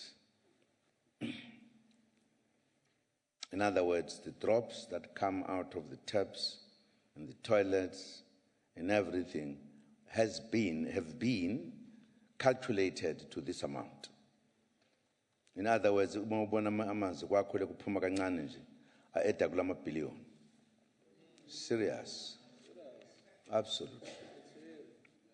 So we should immediately call for plumbers to come and fix. The water department has launched the campaign of about 30 volunteers who are being trained to go around the country fixing these. Already 15,000 has been launched. There will be another 15,000. And also it provides some little relieving work because they get some stipends for that. And many of them are very highly qualified people. It is for this reason that we have introduced the Water Leaks project, where government is to train, as I was saying now, 15,000 young people as plumbers and artisans to eliminate water leaks in communities. Honorable members, Honorable Deputy Chair, in the short term of 14 months, the government-wide commitment to the back-to-basics approach is evident and visible. We can show the results. If we continue to work in this way, I am convinced that the services that government provides will be provided in a timely manner, on an affordable basis, and close to where our citizens live. When we do this, our citizens' experience of local government will be a happy one. Deputy Chair, as you have realized, this year I decided not to deal with a number of issues, but to deal in the main with the issues of municipalities, because it is a very important level of our government, because it is perhaps down there we think is the most unimportant one. In fact, it is vice versa. Because that's where, if you talk about delivery, everything, that's where you deliver. You don't deliver somewhere up there or in the middle. You deliver where the people are. In old democracies, people who lead the municipalities are in fact former ministers. In the sense, the most experienced citizens are always deployed at this level. I'm sure because we are still new, we're just 21, we are still grappling with that. In other words, people who end their terms in national, provincial government need to be deployed there so that we can master the delivery. Well, that is what we are all about.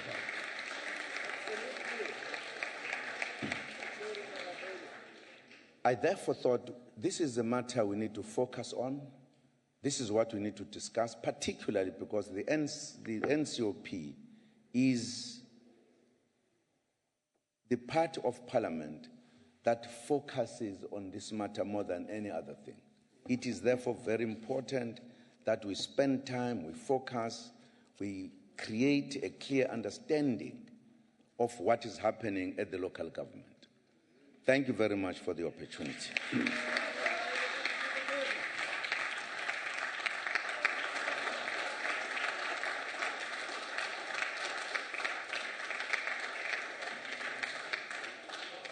Thank you very much, President. May I therefore call on the Chairperson of the Council, Honorable Modise, to continue the debate.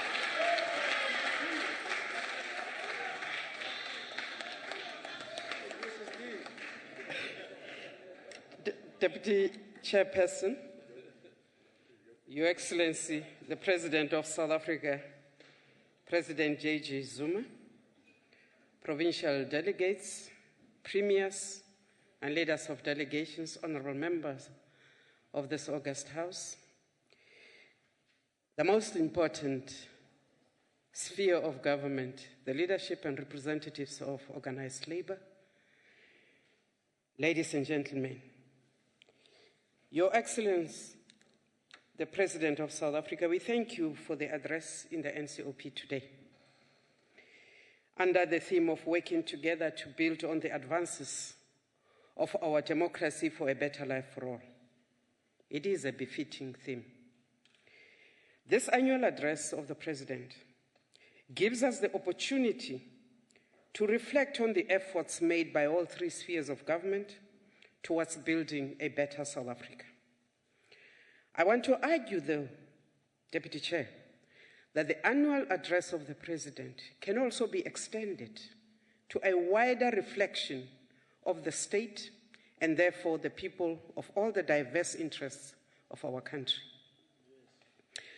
Parliament, together with the provincial legislatures and municipalities, are South Africa's legislative sector. You can say it is the first or the second or the third arm of the state. The Constitution does not say.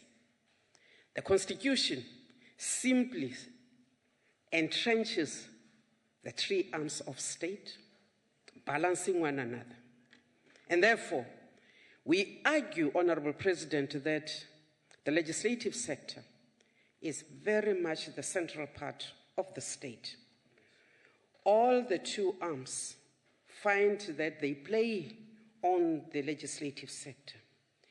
It was also fitting, honorable members, that when the executive authority of Parliament felt that there was an overreach, too much of inflow into the business of Parliament, that we called upon the head of state, not just the head of the executive, the head of state to convene all of us, the three arms of state, to discuss this matter.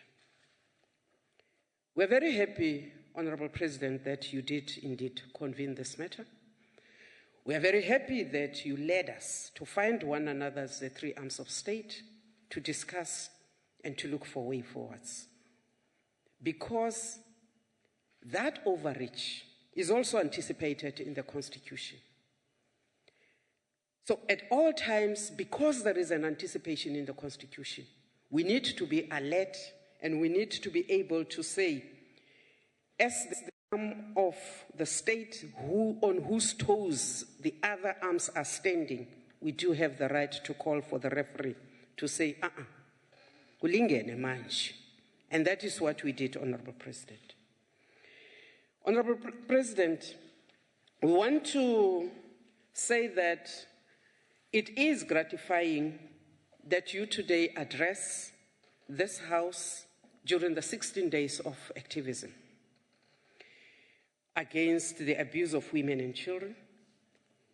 This program, this campaign, was championed by the ANC due to the continued commitments to addressing the abuse of vulnerable persons in our society.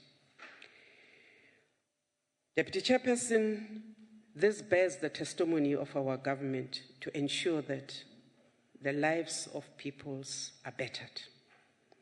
We are also encouraged that government has begun to give more focus on disability, on the elderly, on the dual spread of the peoples of South Africa, because you cannot talk of equality unless you address all these vulnerable groups. Deputy Speaker, added to this advantage today, we want to say that the ANC and the people of South Africa are generally celebrating, commemorating the Freedom Charter, the 60th anniversary. This is a guiding document which shaped our collective thinking and laid the foundation of our Constitution. The Freedom Charter is the blueprint that mapped out the South Africa we envisaged as early as 1955. And this was done despite the most repressive, inhuman, the harsh and cruel conditions that were meted out to Africans in particular, but to blacks in general. We remain resolute in our collective resolve to the attainment of freedom and of a better life for all our people. Honorable President, the Fifth Parliament recognizes that there is a need to better agency, speed, better ways, better efficiencies with which we need to do our job. In our pursuit, we also will go back to the prescripts of the Freedom Charter and the Bill of Rights. We also want to say that this Fifth Parliament, Honorable President, developed a new orientation with a new vision, informed by our strategy and objectives for this Fifth Parliament. We have accepted that we need to accelerate the pace of development in making, not just passing, in making laws which enable our people to really begin to enjoy the fruits of our liberation. If I remember well, President, you taught me at some point that democracy was not just about the will of the majority, that it was also about enabling those that are unable to exercise, to identify their freedoms, to exercise them fully, socially, economically, and politically. That is what the Fifth Parliament is about. We want to enhance oversight and accountability over the work of the executive. We want to develop a more nuanced role for Parliament in cooperative governance. We want to ensure effective and responsive public participation in our programs and our activities. We want to ensure that mirroring the legislative sector internationally, Parliament engages and consolidates South Africa and cooperations across the world. We want to see that consolidation and implementation of integrated processes that we must do to fulfill our constitutional responsibilities are done. We want to ensure that we build a capable and productive parliamentary service that will deliver to its members so that they deliver to their constituencies. Therefore, Mr. President, the NCOP has renewed its approach to interacting with provinces and organized local government. We have looked at our activities. We are more and more into joint planning with the two. We are also looking at mechanisms which will enable us to interact better and more efficiently. We, since last year, grappled with the constitutional provisions which says that in fact, as the NCOP, we've got the responsibility for intergovernmental relationships. We have not been ashamed to say we were not experts. We have had several workshops on this matter to try and crystallize the role that, as the NCOP, we need to play. We are hoping that next year we will call upon the provinces, local government, the executive, and all the stakeholders to come and further interrogate this, which we think is a role that we must play better. We have also looked, Honorable President, at the constitutional responsibilities of the NCOP in the interventions on provinces and on the municipalities. We do want to now bring in on board sometime next year all the other stakeholders, so that when the NCOP begins to do what the Constitution says it must do, across the board, across the government, and across the society, it is understood that we are playing that role, and we must play that role unequivocally, unafraid. We want to say that this activist and responsive parliament must be geared towards the total improvement of the quality of life. And therefore, we want to ensure that what is set out in the development plan begins to show that integrated planning across cities, across villages, is something that we will play oversight on. We want to see across cultures, across ethnic groups, development that says all South Africans are equal. We want to see, President, somewhere in this framework, something that will say the Democratic Republic of South Africa is beginning to address issues of inequalities. And therefore, as the NCOP, we want to sponsor a thought to the executive that the way we budget must be changed to address the needs on the floor. Because for as long as, Honorable President, we focus on the numbers per province, those provinces which are lagging behind, not because of 1994, those provinces which still have a big gap of covering up on basic infrastructure will continue to lag. Therefore, we want South Africa to begin to look at needs and the real leveling of the playing fields. President, we are currently the hosts of a delegation that is led by a very experienced politician, a former speaker of one of the federal states of Russia, the Honorable Tupanov. Yesterday, he cracks a joke and he says he thought that Russia, having been an imperialist and something in between after the time of Gorbachev and now steadily going towards democracy, was quite experienced. But he said what we beat them with is that they have never experienced a strike in parliament. We are, honorable members, in the middle of the strike. We are addressing the strike. We are ensuring that the business of parliament is not interrupted. We also acknowledge that some of the issues that the workers of parliament have put in front of us are valid. We query the disobedience of the law, but we are also tempering mercy with justice.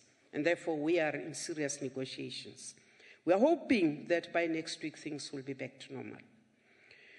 We are also saying that, President, SALGA is represented in this chamber. It is, therefore, one of the stakeholders that we must honestly service as this chamber. It has raised a number of issues around the legislation that they had pointed out in the NCOP and to the executive, which they have said have negative impact on how they implement them. We want to say that the executive, through you, sir, need to pay attention to this, because some of the negative impact of the decisions and of the legislation enacted by us negatively begin to affect the functioning of the municipalities. We also want to say that the NCOP started off last year with 86% of it very new.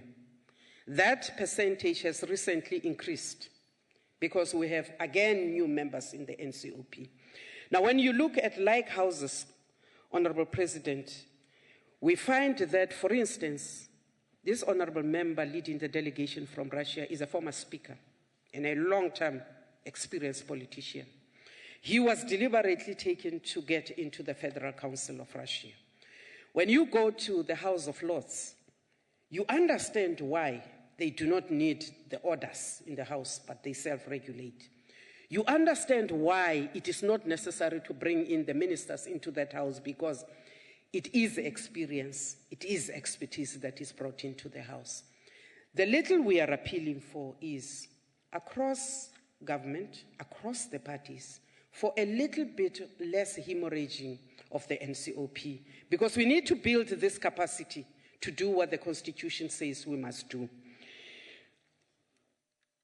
I want to also say that in the last seconds, we have looked at the impact of legislation.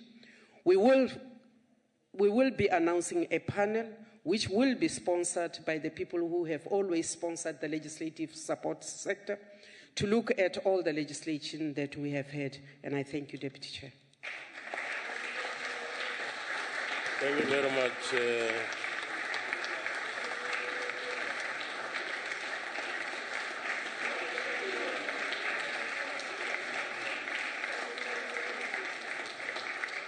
Thank you very much, Chairperson of the Council. Therefore, I'll call on Honorable Msimang to continue the debate.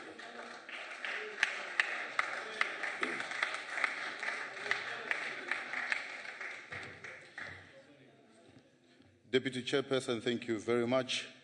Receiving today's topic, I was reminded of our great statesman's speech on the 2nd of May 1994, when he received the outcomes of the first real South African democratic elections. Tata said, and I quote, "We are rolling up our sleeves to begin tackling the problems of our countries, the country faces. We ask you to all join us. Go back to your jobs in the morning. Let's get South Africa working. For we must, together, without delay, begin to build a better life for all South Africans. This means creating jobs, building houses, providing education, and bringing peace and security for all," close quote. He continues to say, "We are here to honor our promise. If we fail to implement this program, that we will be betraying the trust the people of South Africa has vested in us. We want every political organization that participates in the government of national unity to feel that they are part and parcel of a government machine which is capable of accommodating their views within the context of the reconstruction and development program. We do not want to reduce them into a mere rubber stamp to rubber stamp the decisions of any organization, except to say that the program has to be carried out without any reservation," close quote. No one in their right mind can deny that since 1994, progress has been made in improving the lives of South Africans. It is also true that progress under the President Zuma has stalled. Nepotism is the order of the day. Abuse of state resources is the norm in departments across all levels of government. Corruption is at an all-time high. Corruption that sees more and more South Africans being robbed of opportunities to improve their lives. Let me talk about the city in which you are a resident, Mr. President. A city which happens to be the biggest metropolitan in Africa and the third in the world, Tshwane, the capital city of South Africa. I'm not sure if you know, but the highest paid public official in South Africa happens to be the city manager there. He even earns more than you, Mr. President, in this city. He even earns more than you, as I said, Mr. President. But what is so sad is that we are now paying for blunders that him and the executive of that city have gotten us into. I'm not sure if you know that the people of South Africa paid for Nkandla, but the people of Tshwane and Tshwane alone have to pay for 8 times or more of what we paid for in Nkandla. Even after warnings by Minister Pravin Gordhan and Nhlanhla Nene, the executive there continued to commit the city and its residents to a contract with PEU for smart meter prepaid electricity at the cost of billions. Now, more than R1 billion needs to be paid to unbundle this mess. Money that could have gone towards building houses, clinics, maintaining aging infrastructure, now needs to be paid to ensure that we can settle out of court or of this PEU contract. Our people are robbed. People of Hammanskraal and surrounding areas are subjected to drinking dirty, smelly water that sometimes have maggots coming out of it. Our people are robbed. The city cannot afford to employ qualified people or stock up on chemicals needed to clean this water, or to make sure that the water purification plants are maintained and updated as they need to be, so that people can get clean water in the areas of Hammanskraal and the surrounding areas. Our people are robbed. This is a city that is heavily bloated at the top management level, but doesn't have people who does the actual job.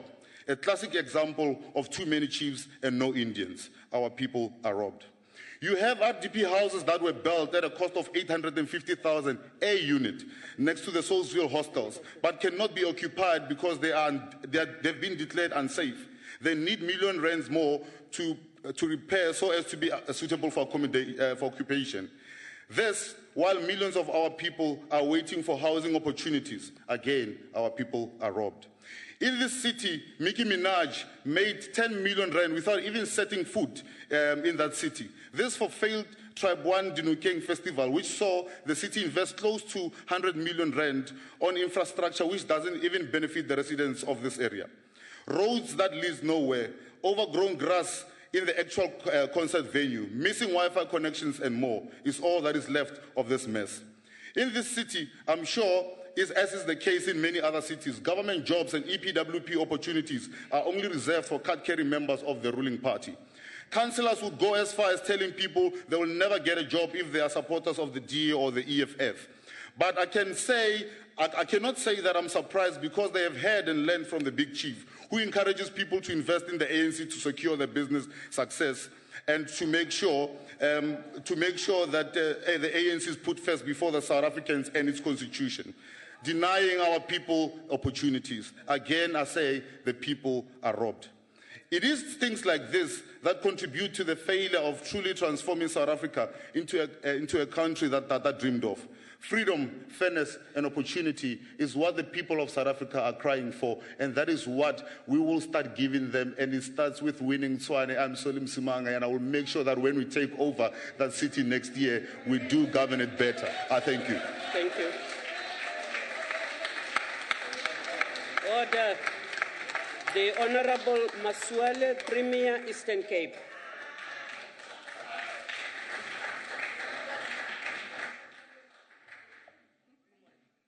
Thank you very much, Honourable Chairperson. His Excellency, the President of the Republic, President Zuma, the Honourable Chairperson and Deputy Chairperson of the Council, honourable members, colleagues, fellow premiers and other provincial delegates, it gives me pride to have the opportunity to participate this morning in this debate under the theme, working together to build on the advances of our democracy to build a better life for all. Honourable Chairperson, we meet in this assembly this morning also on the eve of yet another milestone, the 20th celebrations of the adoption of our country's constitution way back in 1996. That constitution, in its founding principles, compels us to improve the quality of all citizens by freeing the potential of each person. I'm proud, Honourable Chairperson, to say since the adoption of that constitution, and indeed since 21 years of this democratic transition, there has been deliberate and systematic efforts at both national and subnational governments to mobilize the people and enlist their energies and skills in inaugurating a new consciousness about the past, about the present, as well as the future of this country. On behalf of the Eastern Cape delegation, which I'm proud to lead, I'm here to report, with the little time we have, on some of the progress we've made, building on the advances of our democracy, and we can say without fear of contradiction that we continue to record impressive advances. Honourable Chairperson, only last week, under the leadership of the President of the Republic, Cabinet welcomed Judge Mandisa Muriel Maya as the Deputy President of the Supreme Court of Appeal, as well Justice Nonkosi Zoliswa Mhlanhla as the Judge of the Constitutional Court. This was on top this was adding on top of an earlier appointment in June this year of Justice Nambita Dambuza to the same Supreme Court of Appeal in Bloemfontein. Honorable Chairperson, we are proud as the Eastern Cape Province to have produced the kind of jurists that the country found no equivocation in getting them to be appointed to these levels, and this is reflective also of the commitment of this country to gender equality at all levels.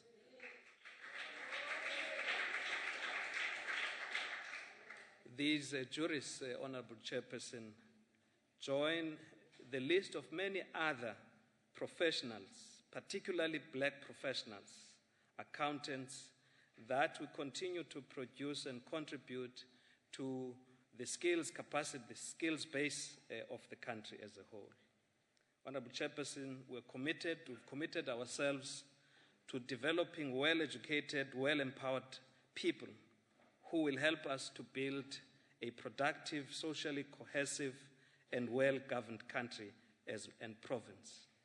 In improving the performance of the education system, in line with the commitment to opening the doors of learning and culture for all learners, those in the schools, quintiles 1 to 3, numbering 1,668,390, benefit from the no-fee school policy that is applicable in the entirety of the province.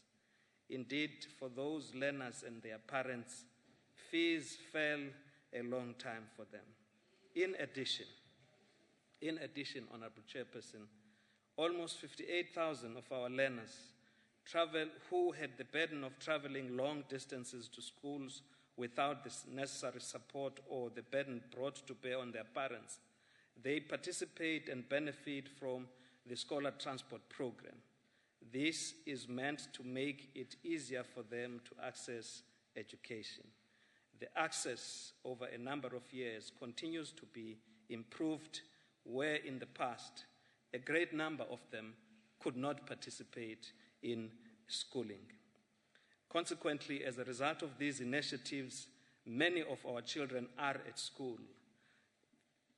Only last year, when the Minister of Basic Education was making the awards, the top National Achiever Awards, 4 out of 9 of those awards went to learners from the Eastern Cape for top honors in mathematics, physical science, including Luvo Luzipo, a rural learner from St. James Senior Secondary School in Kofemvaba, who benefits from these comprehensive packages. Honorable Chairperson, we continue to make strides in improving the health status of the 6.8 million citizens of our province. As part of the national program to attend to this as a priority, access to health services continues to be improved. Only last year, we have recorded 292,871 households that have been reached through better organization of the state by our ward-based outreach teams. Access to antiretroviral treatment have increased by 25,000 from 309,153 at the beginning of the current financial year to 334,828 as at August 2015. This is also another attempt at really making the quality of life of our people to improve. We're winning the fight in the reduction of mother-to-child transmission. Only 112 of the 15,606 HIV-exposed babies that our system has netted were or could be infected with HIV.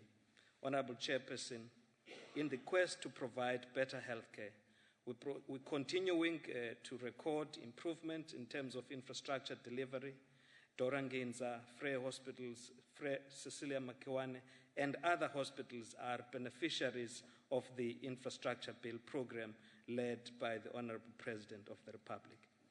Only last year, the President also launched Operation Pagisa, which as a province, it is an initiative that will help us step on the potential of the more than 800 kilometers coastline we enjoy as a province. To date, the ocean's economy is steaming ahead by unblocking key constraints in port usage, which has unlocked potential investment in excess of 1.25 billion rand in contracts. Transnet Freight Rail has also unleashed some of its new locomotives, and we're beginning to see a lot of work in that regard. It helps to enhance the capacity of the economy in the province. We are seeing a lot of improvements and also the potential at further investments, for instance, in respect of the composite catamaran production at the port of Port Elizabeth. These are improvements made towards making better the lives of our people. Honorable Chairperson, we have also committed ourselves to be the energy hub of the country, particularly building on the necessity of renewable energy. We boast many of the wind energy resources, investment in that respect, and we're adding to the national grid in an attempt to address some of the energy shortages that the country has experienced. Thank you, Mr. President. That matter is being resolved steadily, as you have correctly observed. We're also happy to say, in exploring further diversification of the energy mix in the country, we are also really looking to forge ahead with some of the alternative sources for energy generation in the country. Honorable Chairperson, towards concluding, I have to say that we are not daunted. We are quite determined, and indeed, where perhaps from the comfort of the benches in this assembly and others, there would be those loud-sounding, nothing voices, perhaps that would say, if you didn't come from this country, nothing is happening. Indeed, we are poised, we are not deterred, we continue to build on the successes that we are making. I thank you. Thank you. The Honorable Makwe. The Honorable Makwe.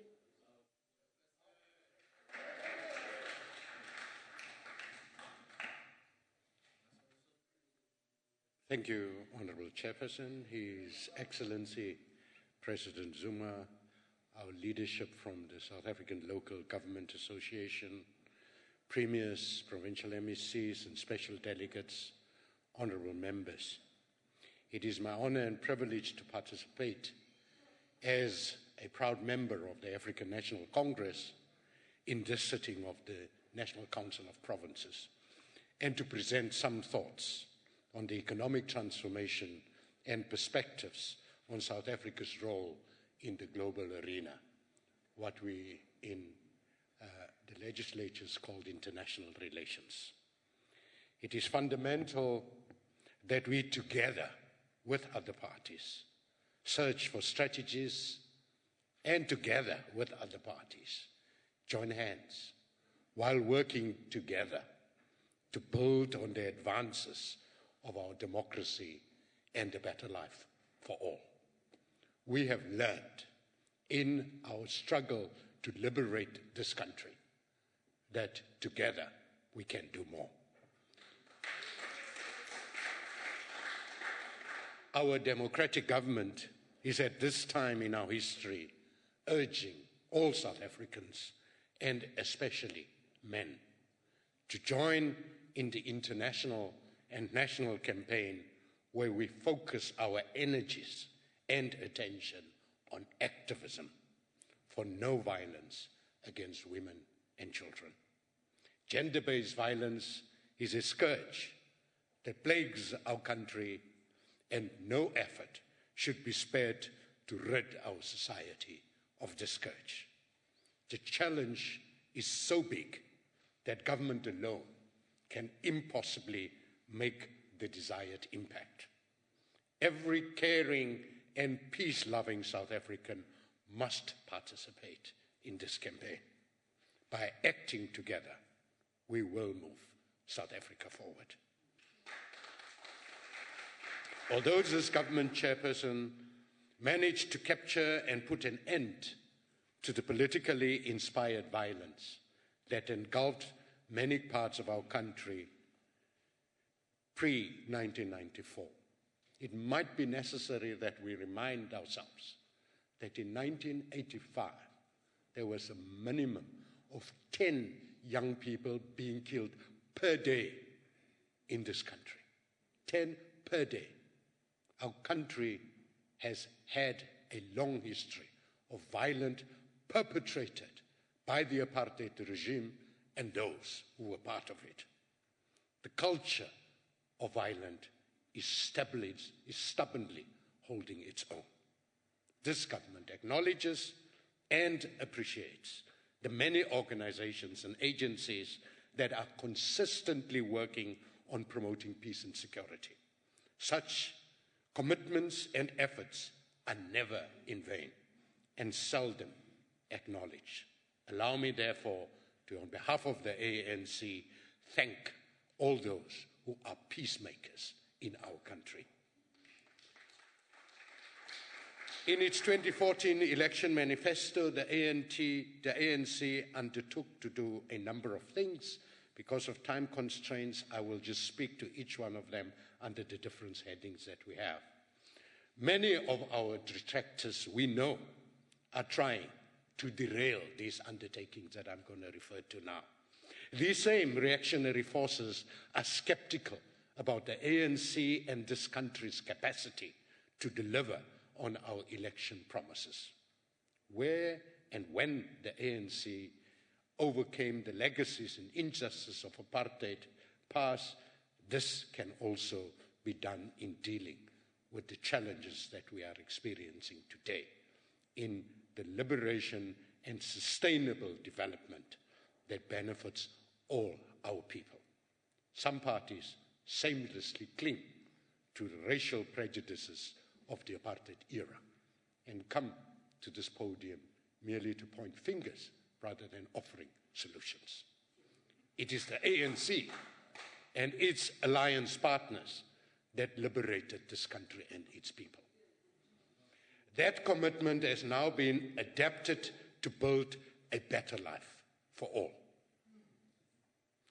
The constitution of the ANC will be taken seriously as we take the constitution of this country seriously, because we have developed that constitution. The national laws of this country will be upheld and respected by the ANC because we were the key drivers in the development of these laws. This ANC has a vision, it has conference resolutions, it has policies, and all this was developed through democratic participation and transparent processes with accountable provisions built into it. The actions of the ANC, therefore, that I want to concentrate on is firstly to consolidate the industrialization and infrastructure. At least one school is built in every week of this country. The construction of 2 new universities has been undertaken in Nelspruit and Kimberley, in Mpumalanga and Kimberley. Provincial governments proudly demonstrate a huge appetite in the actual construction of houses and new roads, with support from the Departments of Union Settlements and Transport and Public Works, respectively. Re-industrialization is visible in the special economic zones and industrial development areas like Ngoga in the Eastern Cape and Saldanha Bay here in the Western Cape. That was not started by the government of the Western Cape, but the national government under the leadership of the ANC, because we are committed to serve all people of this country. Secondly, the expansion program with appropriate initiatives from the state that is contained in our election manifesto. Quite clearly, we can show the electricity power stations that has been built in Mpumalanga and alternative energy sources in various parts of the Northern Cape, Eastern Cape, and the Western Cape. To empower and promote education and employment, as the ANC promised, most government schools offer no-fees education. As we heard from the Deputy Minister of Basic Education on Tuesday of this week, when he appeared before this House. Also, our President, Jacob Zuma, recently announced that in 2016, university fees will have a zero increase. NSFAS, that is already providing bursaries totaling 50 billion rand to South Africans in the last year, increased from 3 billion in 2009, its university allocations to 5.9 billion per annum. Chairperson, we're also looking at the building broad-based economic empowerment, where the DTI recently amended the BBEE Act. There is also investments in science and technology with the Meerkat Radio Telescope and Square Kilometre project in the Northern Cape, where science and technology is really bungling our minds. We also have a situation where learners in schools today are having access to iPads that are given to them. We also know that Wi-Fi facilities are available. We have made tremendous strides in science and technology. Then let's talk about the advances in the rural economy. We note with concern the climate change that is affecting us and the water shortages. Therefore, the ANC will make sure that when our delegation goes to COP21, happening very soon, they will have a very strong message to communicate on behalf of the people in this country that climate change has serious consequences for us. Chairperson, the development mentions indicates that indeed the ANC is a game changer, and the ANC is demonstrating through our actions how we are changing the game. We need to highlight our resilience to rise above the prevailing economic crisis, which creates deeper imbalances in trade and the finalization of the advanced economies in many countries throughout the globe. Chairperson, the ANC has a proud history that demonstrates that there are people in this organization that think and work. And those people we have deployed in Luthuli House. Luthuli House does not tell us what to do, because there is democracy that happens even from that sphere. And through this, Chairperson, Africa will rise and South Africa will rise with it, because this ANC has benefited from Africa and has an obligation to cooperate with other countries on our beloved continent. I thank you, Chair. Thank you. The Honourable MEC, Police, Roads and Transport from the Free State, the Honourable Compel.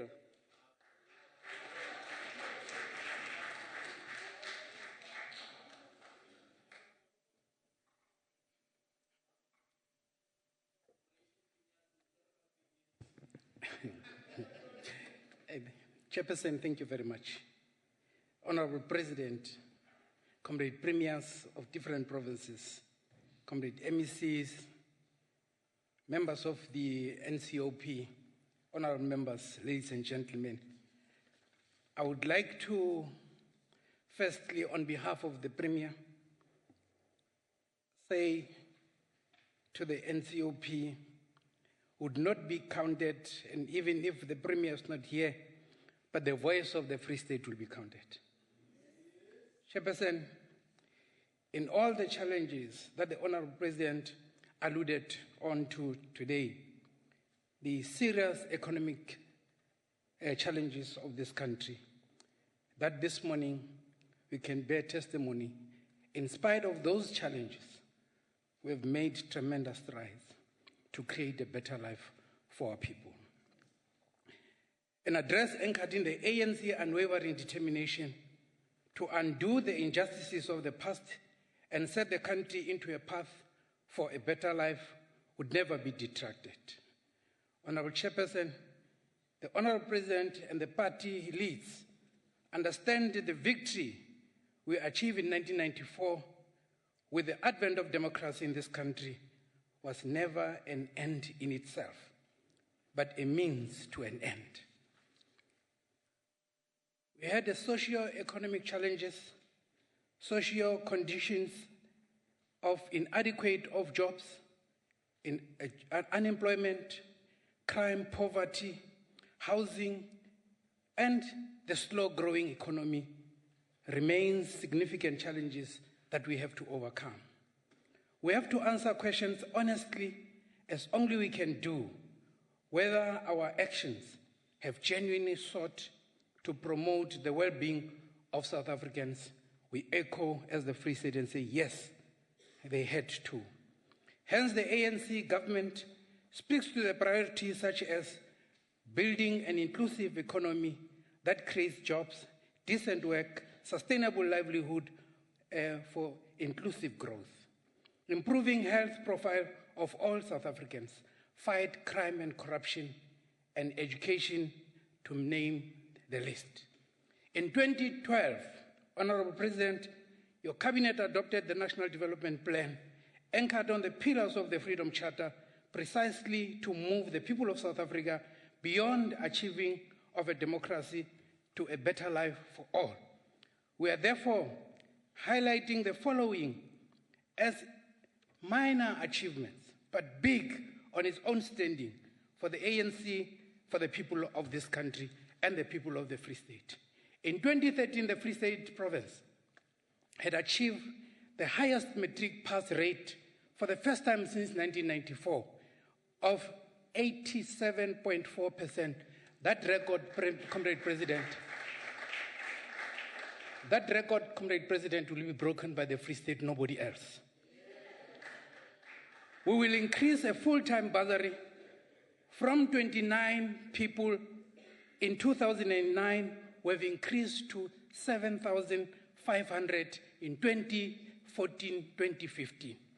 550 of those, Comrade President, went to white, deserving children, because the call for the African National Congress and your call that we must build a non-racial society, a democratic society, but poverty, it is all in the sectors of our life. And therefore, the 550 white students that we have given bursaries, their parents appreciate the work of the ANC that it has done. We'd even move a gap further, Chairperson, when the call was made that we must now go up and produce doctors and produce researchers of high quality, renowned researchers. We have 320 bursaries that we have given to those who are going to do doctorate and those who are going to be shrewd researchers of this country, unparalleled to any in the country. Chairperson, and the most important matter of security in this country, we have an Operation Penyatsotsi. That operation has yielded results. Because when we have come closer to a Tsotsi, you could hear he screams a little bit and tell us the truth, and nothing else but the truth. Honorable President, on the 18th and 19th, come to the Free State and hear what the people will hear you scream from afar. Come to the Free State, they will hear you scream from afar. Honorable President, on the 18th and the 19th, we had a privilege of going to the second global high-level conference on road safety. Comrade President, it was humbling to hear Nigeria, Uganda, Tunisia, and say, go to South Africa and see, because all the time you're talking about carnage on the road on South Africa. We've made an impact, Honorable President, and the world is saying, South Africa, you are doing very well. We have not regressed, we've moved further to make sure that by 2020, as you made a commitment to the United Nations of having the accident of the world, we as South Africa and we as the Free State are going to be tremendously contributing to that goal to be achieved by South Africa. Honorable President, crime is diabolic. Crime is bad. Crime cannot be a crime that is disguised as people that are hungry.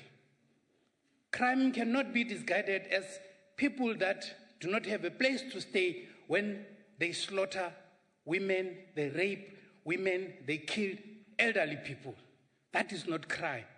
We are born out of abject poverty, and we grew out of abject poverty, but we never have an appetite to rape our grandmothers. We never had an appetite to kill people at all costs. And that, President, we have kept that to a stop in the Free State.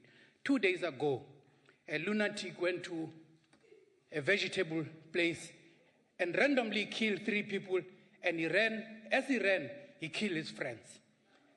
Us with Operation Peñatos, 24 hours is enough for us to have you and bring you alive.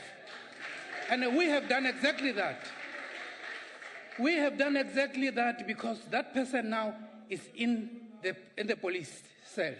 And that particular person, Honorable President, is the one that even crossed into Lesotho and go and kill a very key witness who will testify around the mutilation of women's parts by this person that is going on trial in the Free State. And it can't be crime unabated because there are people somewhere who are saying we are brutalizing the people. We are very brutal on crime, but very humble on the citizens of this country who are the law-abiding citizens. That's why we are number 1, Comrade President, and we have retained that position for 3 years, because with us, crime is something that we applaud a lot. We don't want it. And the police station in Tabo has been rated for the 3rd time now as the best police station. The Free State in the country has been rated the most safest province in this country. Those who think that they can grab the land in the Free State, come and see how do we deal with stopping those. Come and see. Because, President, when you arrive there, people have grabbed the land and even killed people. If we have not stopped them, you'd ask me from the police and say, what have you done? We have quickly stopped them and say, no, Matata Gutiman, you can't grab the land, you must get the land in a proper way. Honorable Kompela, there is a point of order. Honorable Mkwena. Order, members, order. Honorable Mkwena. Point of order, Chair. Yes, sir. The first land to be grabbed in this country was in the Free State. Thank you very much. Okay, Honorable Mkwena, that was not a point of order. Honorable Kompela. Thank you very much, Honorable Chair. Honorable President, we have created better life for people in this country. The world said to us we are number 18 in the world on the best roads. The world says to us, when you arrive in Brazil in the United Nations, you are number 18 in the world with the better roads.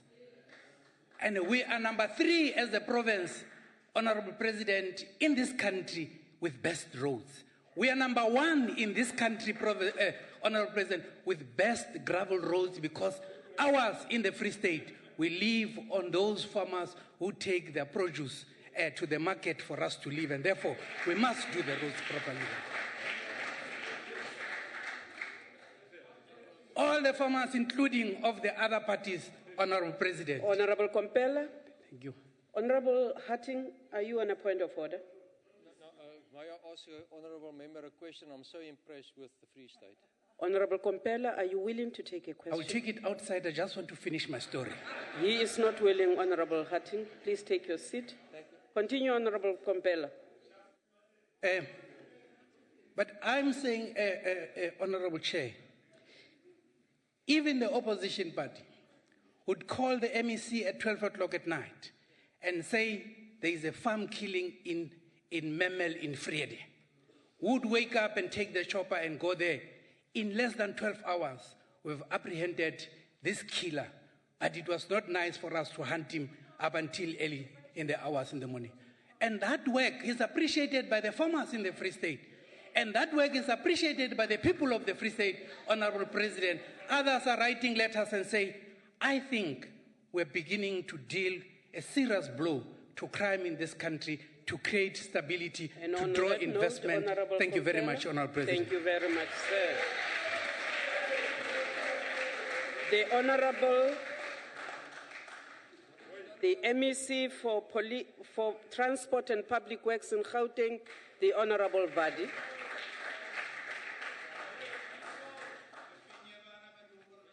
Chairperson, thank you very much. It's a pleasure to speak under your stewardship. On behalf of the Premier of Gauteng, the Honourable David Makuva, I'm honoured to take part in this debate. The Gauteng provincial government has a bold vision to build a province as a seamlessly integrated, socially cohesive, economically inclusive city region. We want to be a leading economy on the African continent with smart and sustainable industries. We want an accountable, responsible